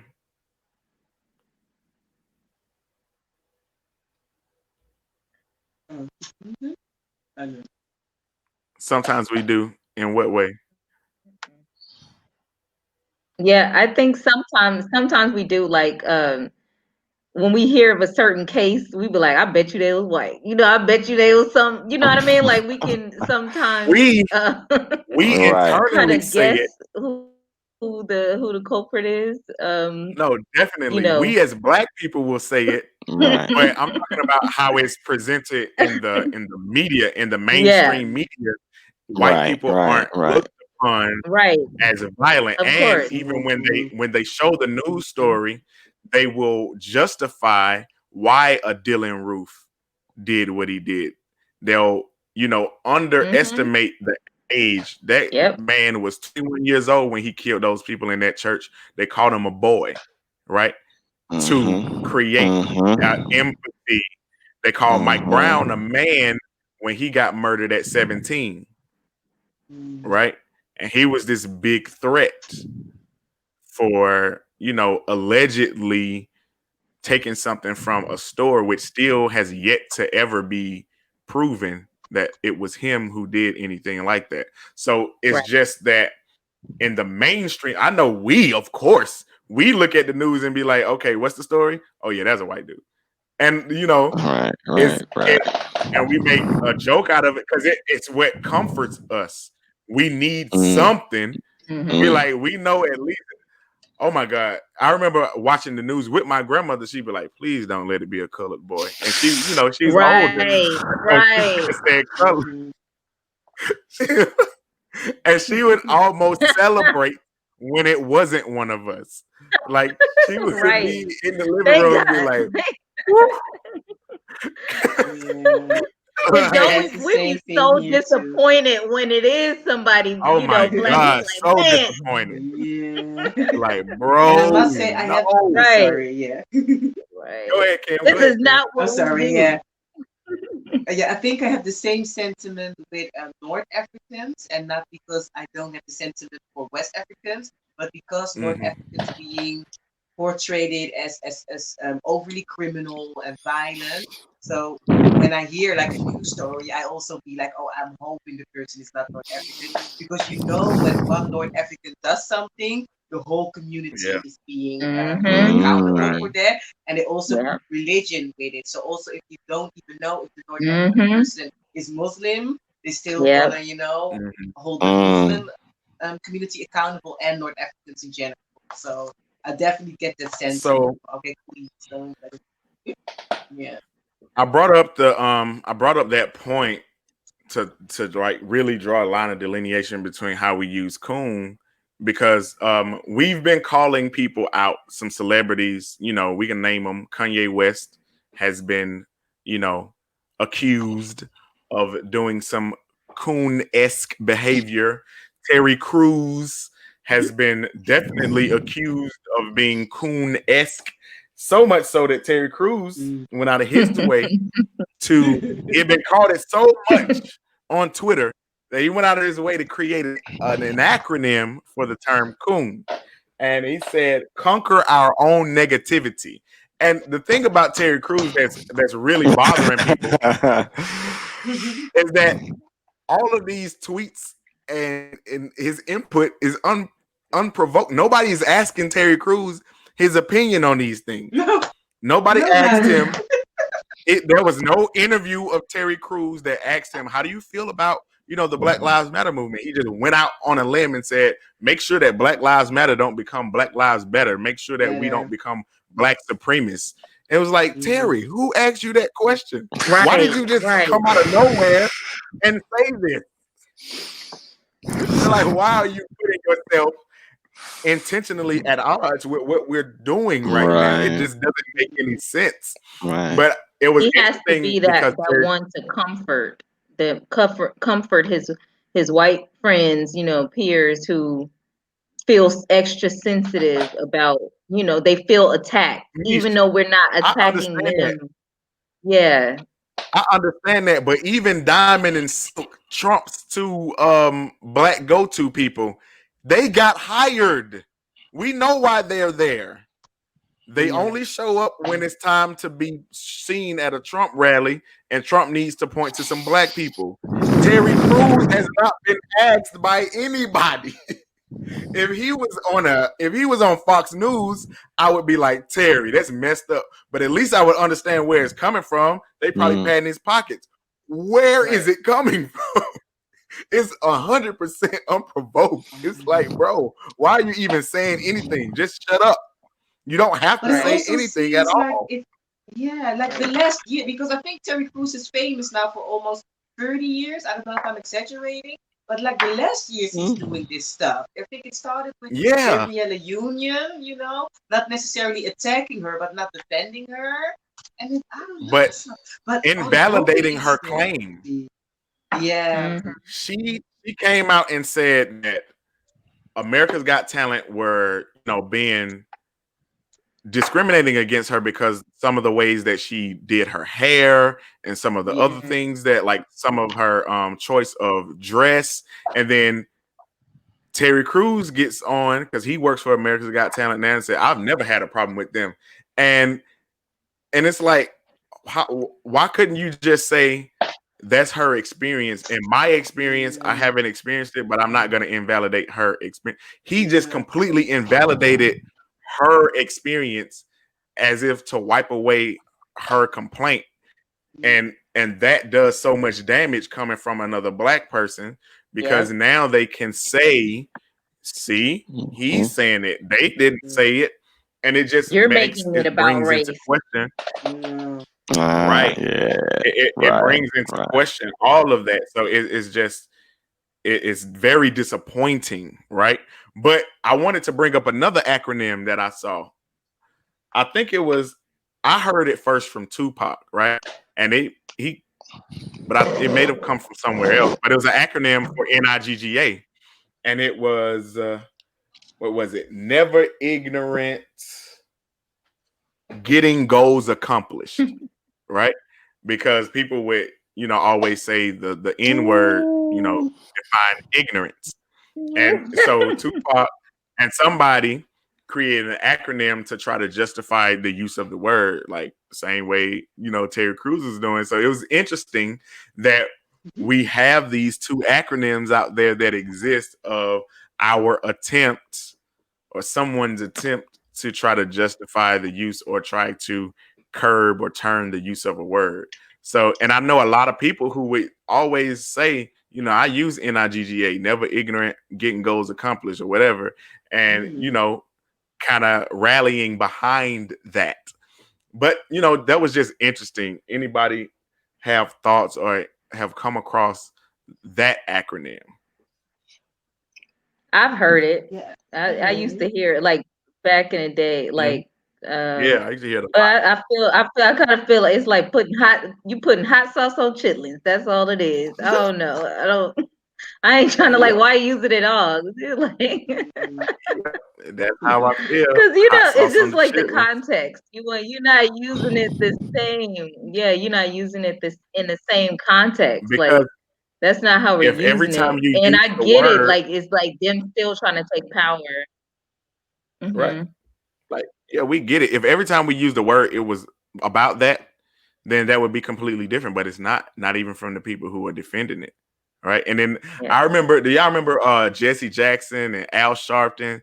It was it 2011 or something. They had this whole funeral for the N word. They did this whole ceremony where they buried it. Yeah. Yeah, I it was didn't. a whole big thing. I can't remember exactly. You don't remember this? I suppose This it is was a like good when we were in effort. college. It was, and even at the time, I was already where I am right now in the use of the word, but I was like, bro, this is just a bunch of symbolism, and it's coming from a bunch of elders who already aren't, speaking to energy into the youth. They're not speaking to this new Right. generation. So the way that they're presenting it and the way that they're even coming at people for using it isn't going to have them listen to you. And so you're just doing this, this prop, and they had a casket Right. and all this stuff. Like, they did the whole funeral ceremony. They had a eulogy, all of this. Go look it up. Like, it's out there. Like, it wasn't that long ago. It was in this century. Like, it's 21st century stuff. Right? So the internet was around. It had to be like between 2006 and 2011. I know we were in college when it happened. It was just funny though, because all this symbolism is going to help. But I want to end the show with, so we talked about why these other derogatory terms, right, didn't get the Yeah. N-word treatment. But I want to flip it a little bit Mhm. and ask, we have the term Hotep, right? Which is a word that originates from Kemet. And what I've seen written about the word is it means peace, or it means at peace, or it is a ceremonial sacrifice to your ancestors or to deities to bring peace to your life. And the symbol of the word Hotep is an altar, like a sacrificial altar. And you have people like Ptahhotep, who put Hotep in the name, who is credited for writing the first known book and being like a genius. You have Imhotep, who is the father of medicine and a mathematician. And we have people today who are in the conscious community, the so-called woke community, and there's no love for the Hoteps. Hotep, it seems that we as Black people have taken this word, taken its positive origins, and flipped it to have a negative connotation. Because now when you hear people say, "Oh, look at them Hoteps over there," I ain't listening to those Hoteps. But I'm down for all my ends. I got love for my ends, right? But I'm shunning the Hoteps. So explain that logic. How can we take a word that we know comes from Africa, has a positive origin, turn it into negative connotation, but at the same time try to justify taking a word that was used against us negatively and now that it's a term of endearment? That sounds like idiocy. So, starting with Kim, what are your thoughts on that point? Yeah, it's a little bit harder for me because I don't know a lot about the word Hotep because we don't use it over here. The only thing that I know is that some sisters do use it to refer to misogynistic woke men. Is that correct? So they quote unquote woke, but they're also misogynistic and anti-Black woman. But it's interesting. I'm sorry, I don't think I can help with this one, but I do want to take this little time that I have to tell people to actually look up Uncle Tom versus Cool, because how I how do you say that again? How I was introduced to these words is actually that the how people use the word cool should actually be Uncle Tom, but maybe you can say something about it later, Jamal. I'm not sure I'm right, but I do think that some words need to be used appropriate. Yeah. We're going to talk about that. And since you brought it up right now, we'll just talk about it right now. So Uncle Tom is a character from a book called Uncle Tom's Cabin, right? But if you actually read the book Uncle Tom's Cabin, the term is used, even Uncle Tom is used wrong. Uncle Tom was an older person on the plantation. He was an enslaved older man, and he got bought by this little girl who almost treated him like a pet. But what Uncle Tom would do, so Uncle Tom got special treatment, right? So he was in the house. He was this girl's pet, so to speak. And he got special treatment, yes, sure, but he was older. He had probably already worked all his field years out of him. But when people were trying to escape, Uncle Tom, he tried to talk them out of it, but he also didn't snitch. So people are using Uncle Tom all willy-nilly and probably have never even read the entire book. Like, it got assigned to us in school. I read the whole book. I know the story. And Uncle Tom is a misnomer. Like, Uncle Tom wanted to protect the people. He looked out for people. He put himself in a position to not tell on the people. He protected the people who were wanting to escape. The only reason he tried to talk them out of it because he knew it was dangerous. And so, okay, that can be seen as a certain light. But even that is a misnomer. So it's so much, we just use terms because it's in popular media, just like we misuse racism and all types of things. So yeah, but But what you spoke to, Kim, like you said that you don't feel like you can speak to Hotep, but you spoke to it. Exactly the case.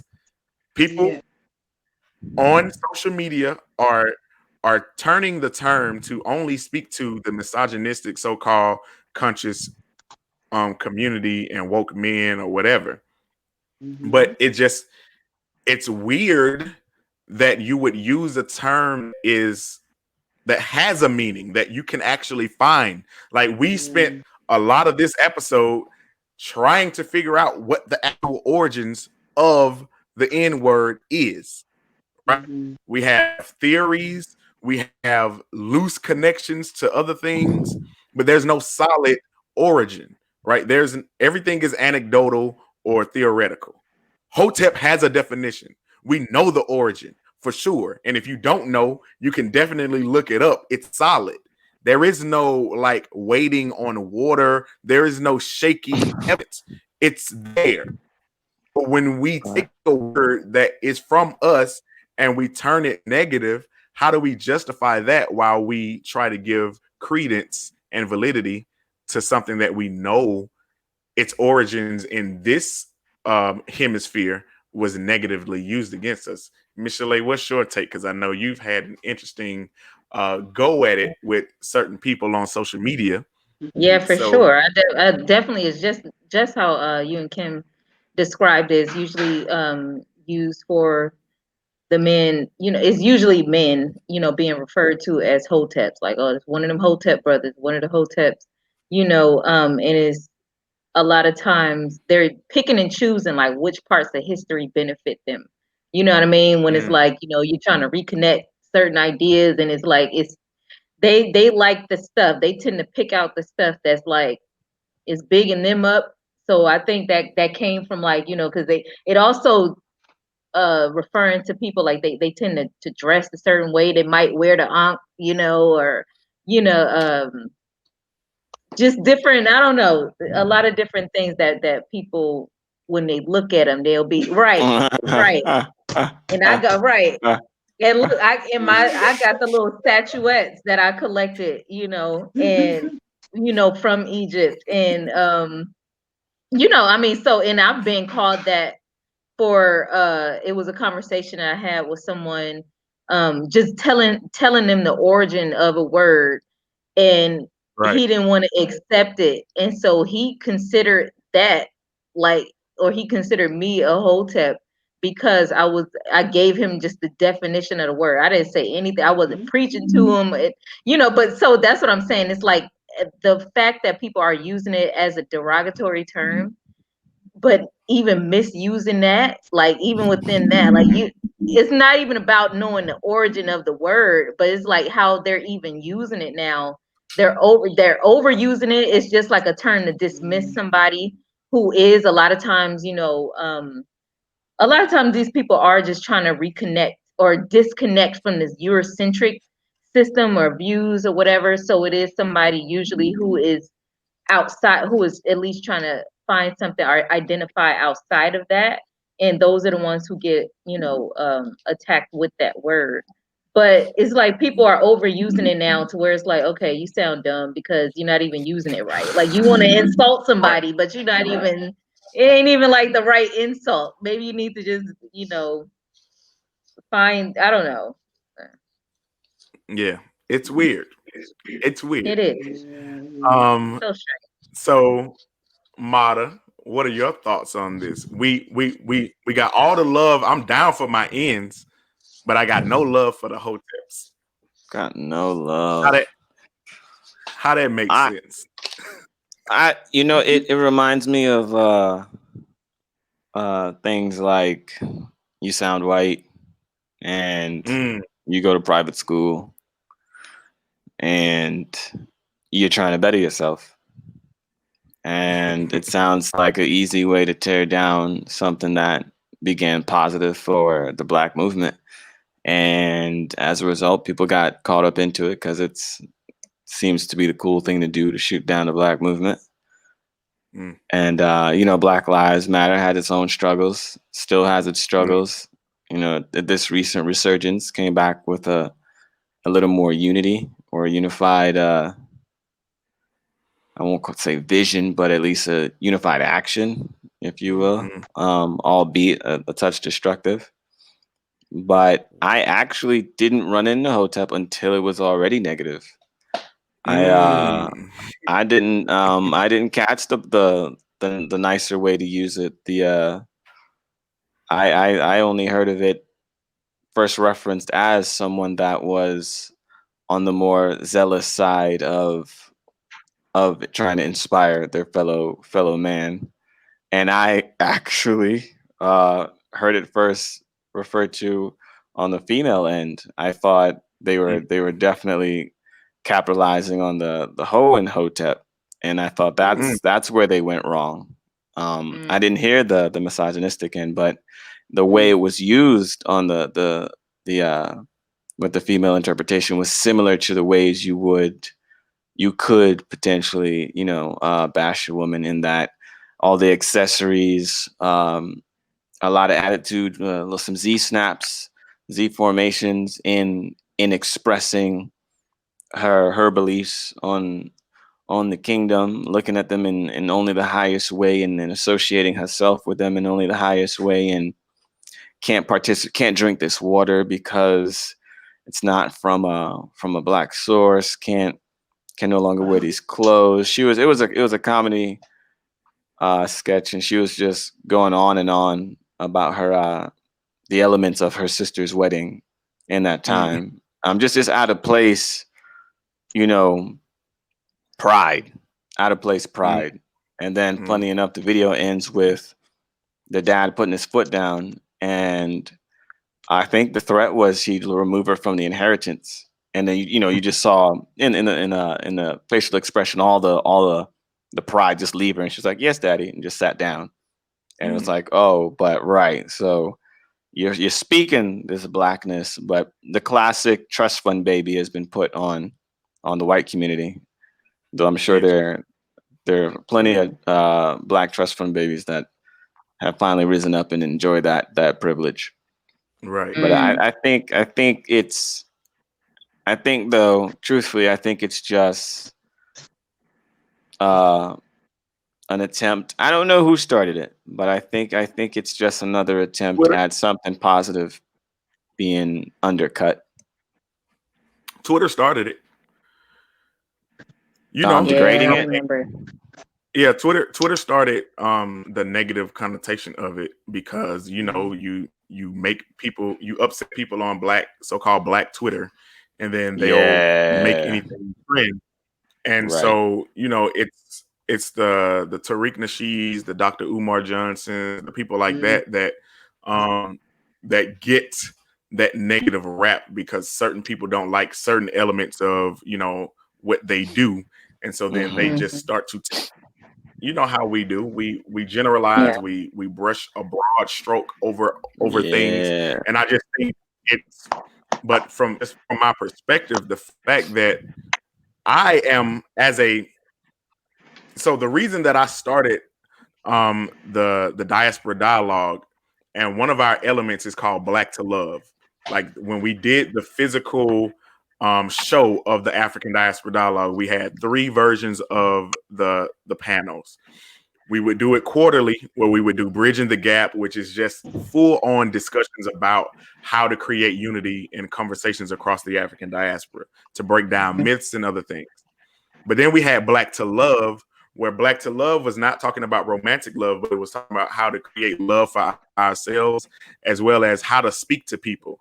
And it was my way of challenging the so-called conscious community that I call myself a part of, but also learning how to talk to people, not thinking that just because you read the autobiography of Malcolm X yesterday, and now you know more than you knew 2 days ago, that the same people that you were with 2 days ago, now you're ridiculing them. Right.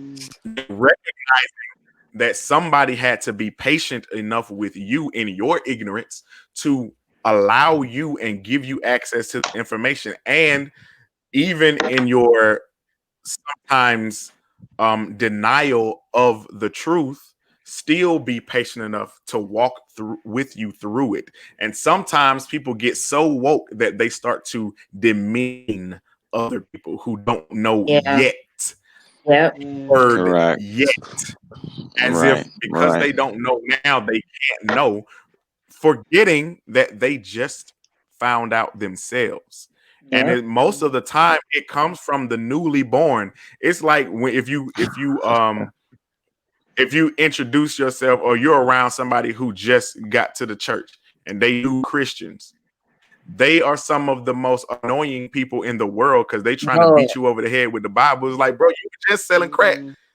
Like, An hour ago. and now you trying to tell me that I'm sinning because it's usually the person who was the most extreme on one pendulum part that becomes the extreme on the other part of the pendulum. Right. So when they were right. super unconscious, when they become conscious, they go to the extreme with that too. So with that extremist attitude, they start to berate and beat down people so much. So I don't even want to hear. I don't want to hear from you. I don't want to hear from nobody like you. I don't want to hear from anybody. And they ruin people's palate for the information altogether. Right. That's why I started Black to Love. Go ahead, Kim.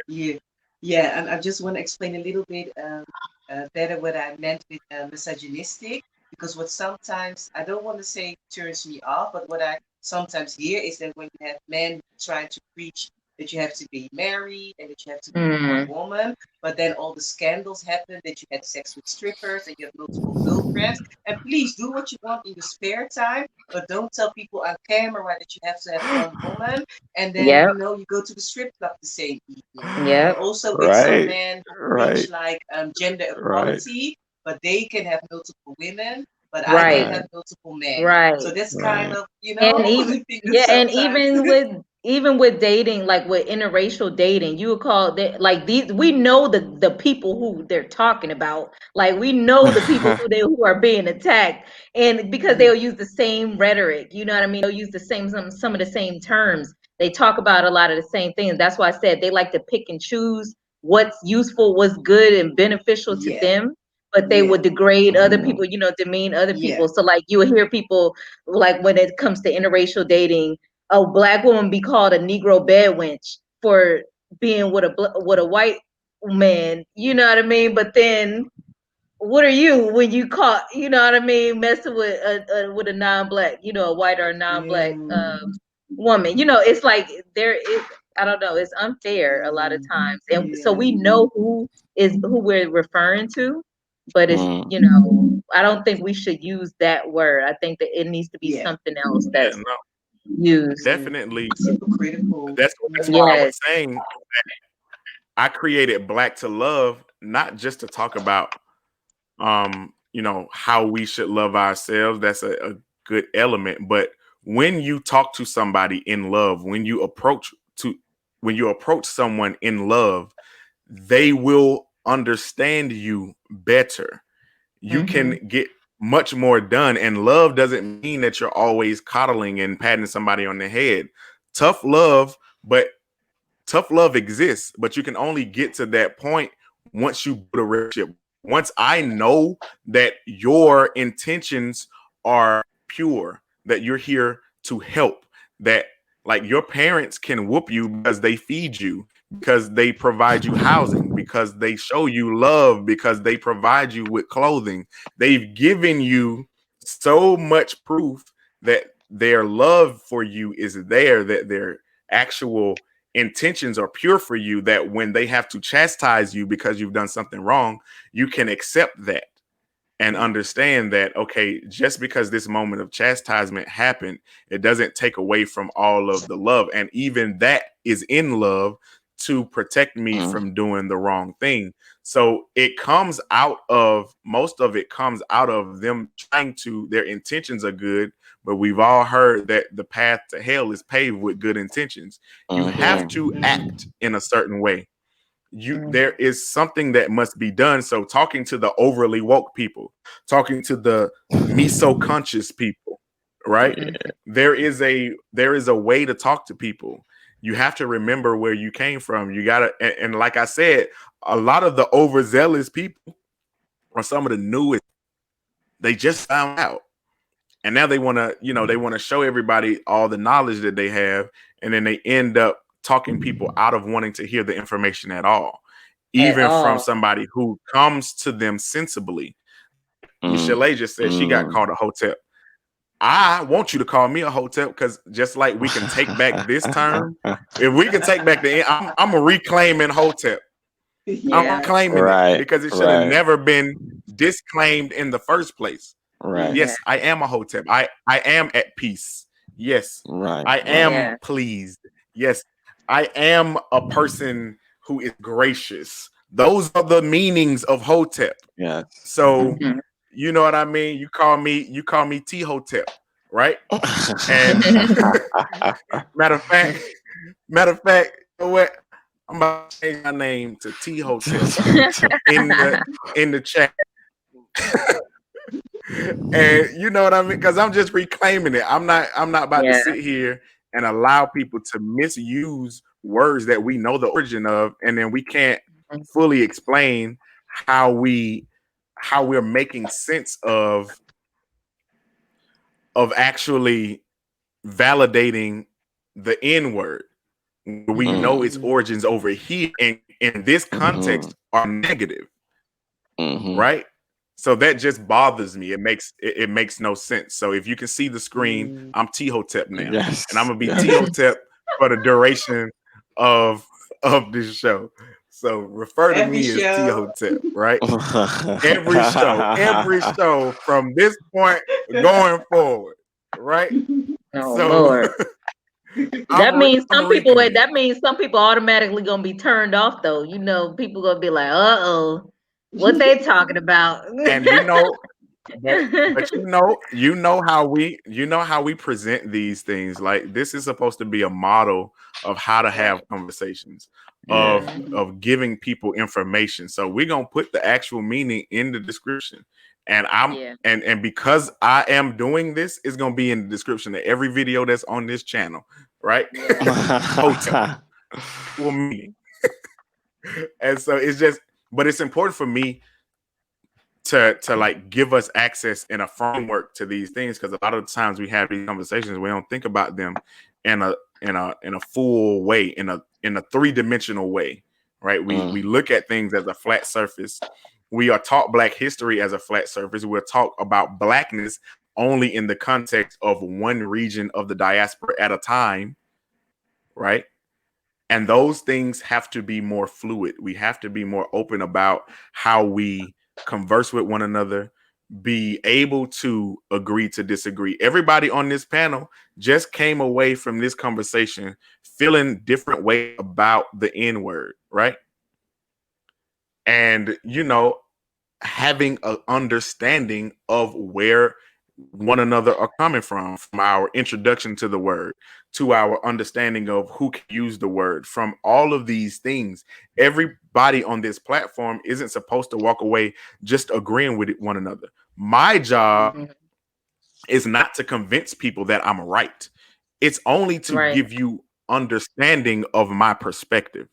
And my other job is to listen to everyone else's perspective and gain an understanding of it. That's the point of dialogue. That's the point of conversation, right? So we enter these things not to be combative, not to be argumentative, but to be cooperative, but to be compassionate and understanding.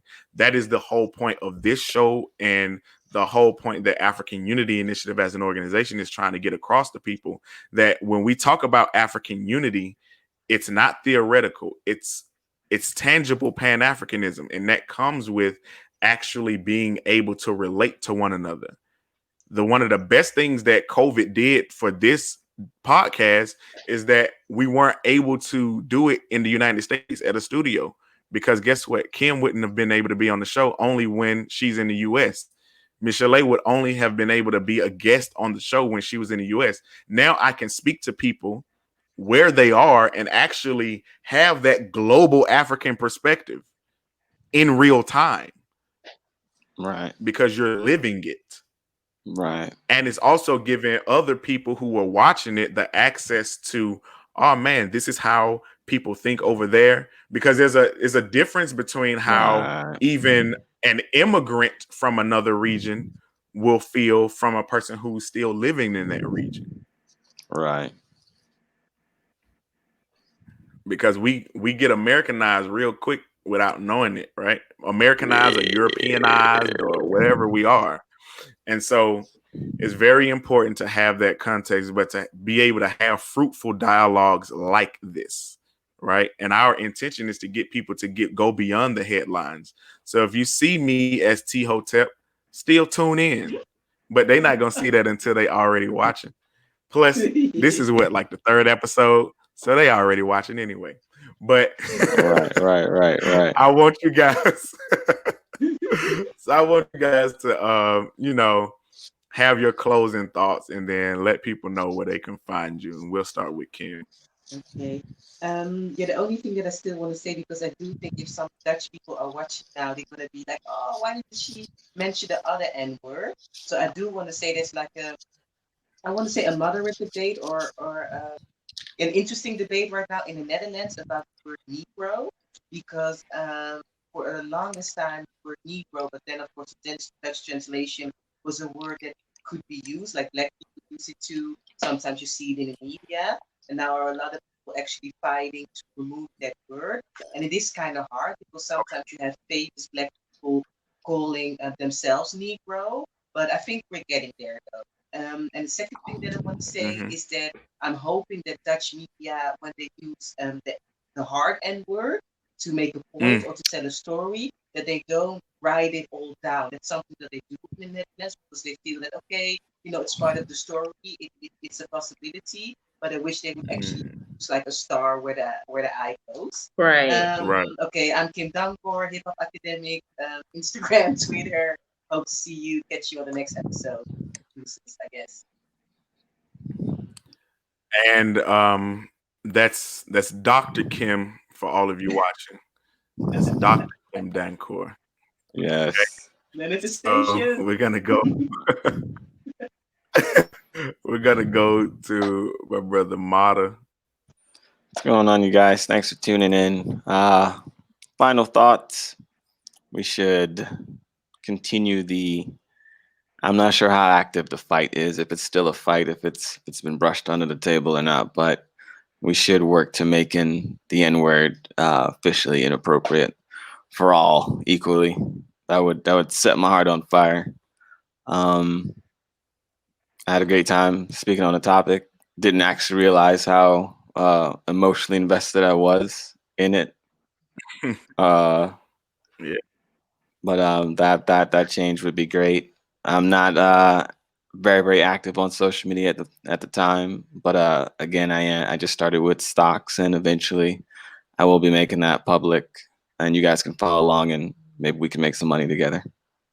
All right. Indeed. Right. And to my sister Michelee, give your final thoughts and then tell people where they can find you. Yeah, my final thoughts on it. I think I would encourage everyone to just ask themselves why they do certain things or say, use certain terms. If we do that self-reflection, or like your assignments ask you to justify, like to just give an answer why use it. Why do I use it? You know what I mean? How do we justify it? I think we can get to the bottom of it, and more people will be encouraged to come to that conclusion alone, better rather than someone being, telling them to or not to do something. We can find a better, I guess a solution. And hopefully more people will be encouraged to not use it, to find alternatives, because we can get creative, we can be more creative than using the tools that would, we were beaten over the head with. Instead of using that same tool, just ditch that whole tool altogether and make another one, and yeah, but I mean, you can find me on my website at www.mishmashworld.com. Follow me on Instagram or Twitter at Michee the Maker. Also, my business Instagram at Mishmash World. Okay, dope. And I just wanted to end on the fact that we have to define our own narrative. It has been becoming more and more in the zeitgeist, in people's rhetoric of saying we as Black people have to control our narrative. And how can we say we want to control our narrative if we don't even control how we name ourselves? If we don't control the exactly what we are called, who we are, and how we identify. And that goes back to the point of us having a word that means gracious and at peace, right? Like a hotep, and purposefully bringing it down and making it negative when that's our origin. And I want to make sure that we say, Kemet is a part of Africa. Do not allow them to make, like, if you watch certain African maps, they'll make a thicker line around the border of so-called Egypt and the rest of Africa, sub-Saharan Africa. The people who ruled Egypt, or Kemet, were Black people. They were melanated, and research has been done on skin samples of the mummies of the pharaohs to prove that their skin had the same qualities and amounts of melanin as somebody that was, my skin complexion. We were Black, and aliens didn't build the pyramids. These are things that they try to take away from us so that we don't have anything to hold on to, right? Because they didn't do it, they didn't accomplish it, so they want to water it down. It couldn't have come from us because we don't know how it was technically done. And you can also trace like the origins of the Dogon people of West Africa directly to Kemet, right? So we know that those same people that exist in West Africa, that we as the people who, went through that transatlantic experience, are still descended from those people as well. Those are things that we have to study. Those are things that we have to research. Those are the things that we have to hold on to. So just question yourself when you are using the N word proudly, but then despising the word hotep, right? I just want to leave with that and make sure that when we talk about controlling our narrative, that we also have to name ourselves in the context of that. And also, Afrikan Unity Initiative is a nonprofit organization. You can find us at www.africanunity.us and on all social media platforms, YouTube, Twitter, Instagram, Facebook, all at Afrikan Unity. Is all synchronized. You can use the same @ handle to find us on every single platform that I just named. We love you guys.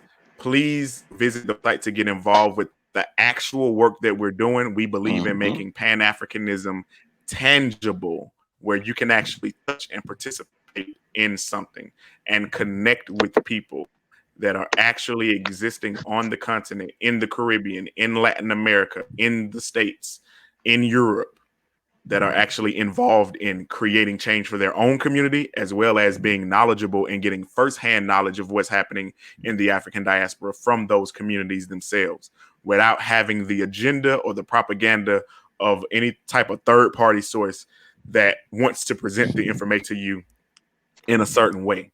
So, again, thank you guys for tuning in. We love you guys. Peace.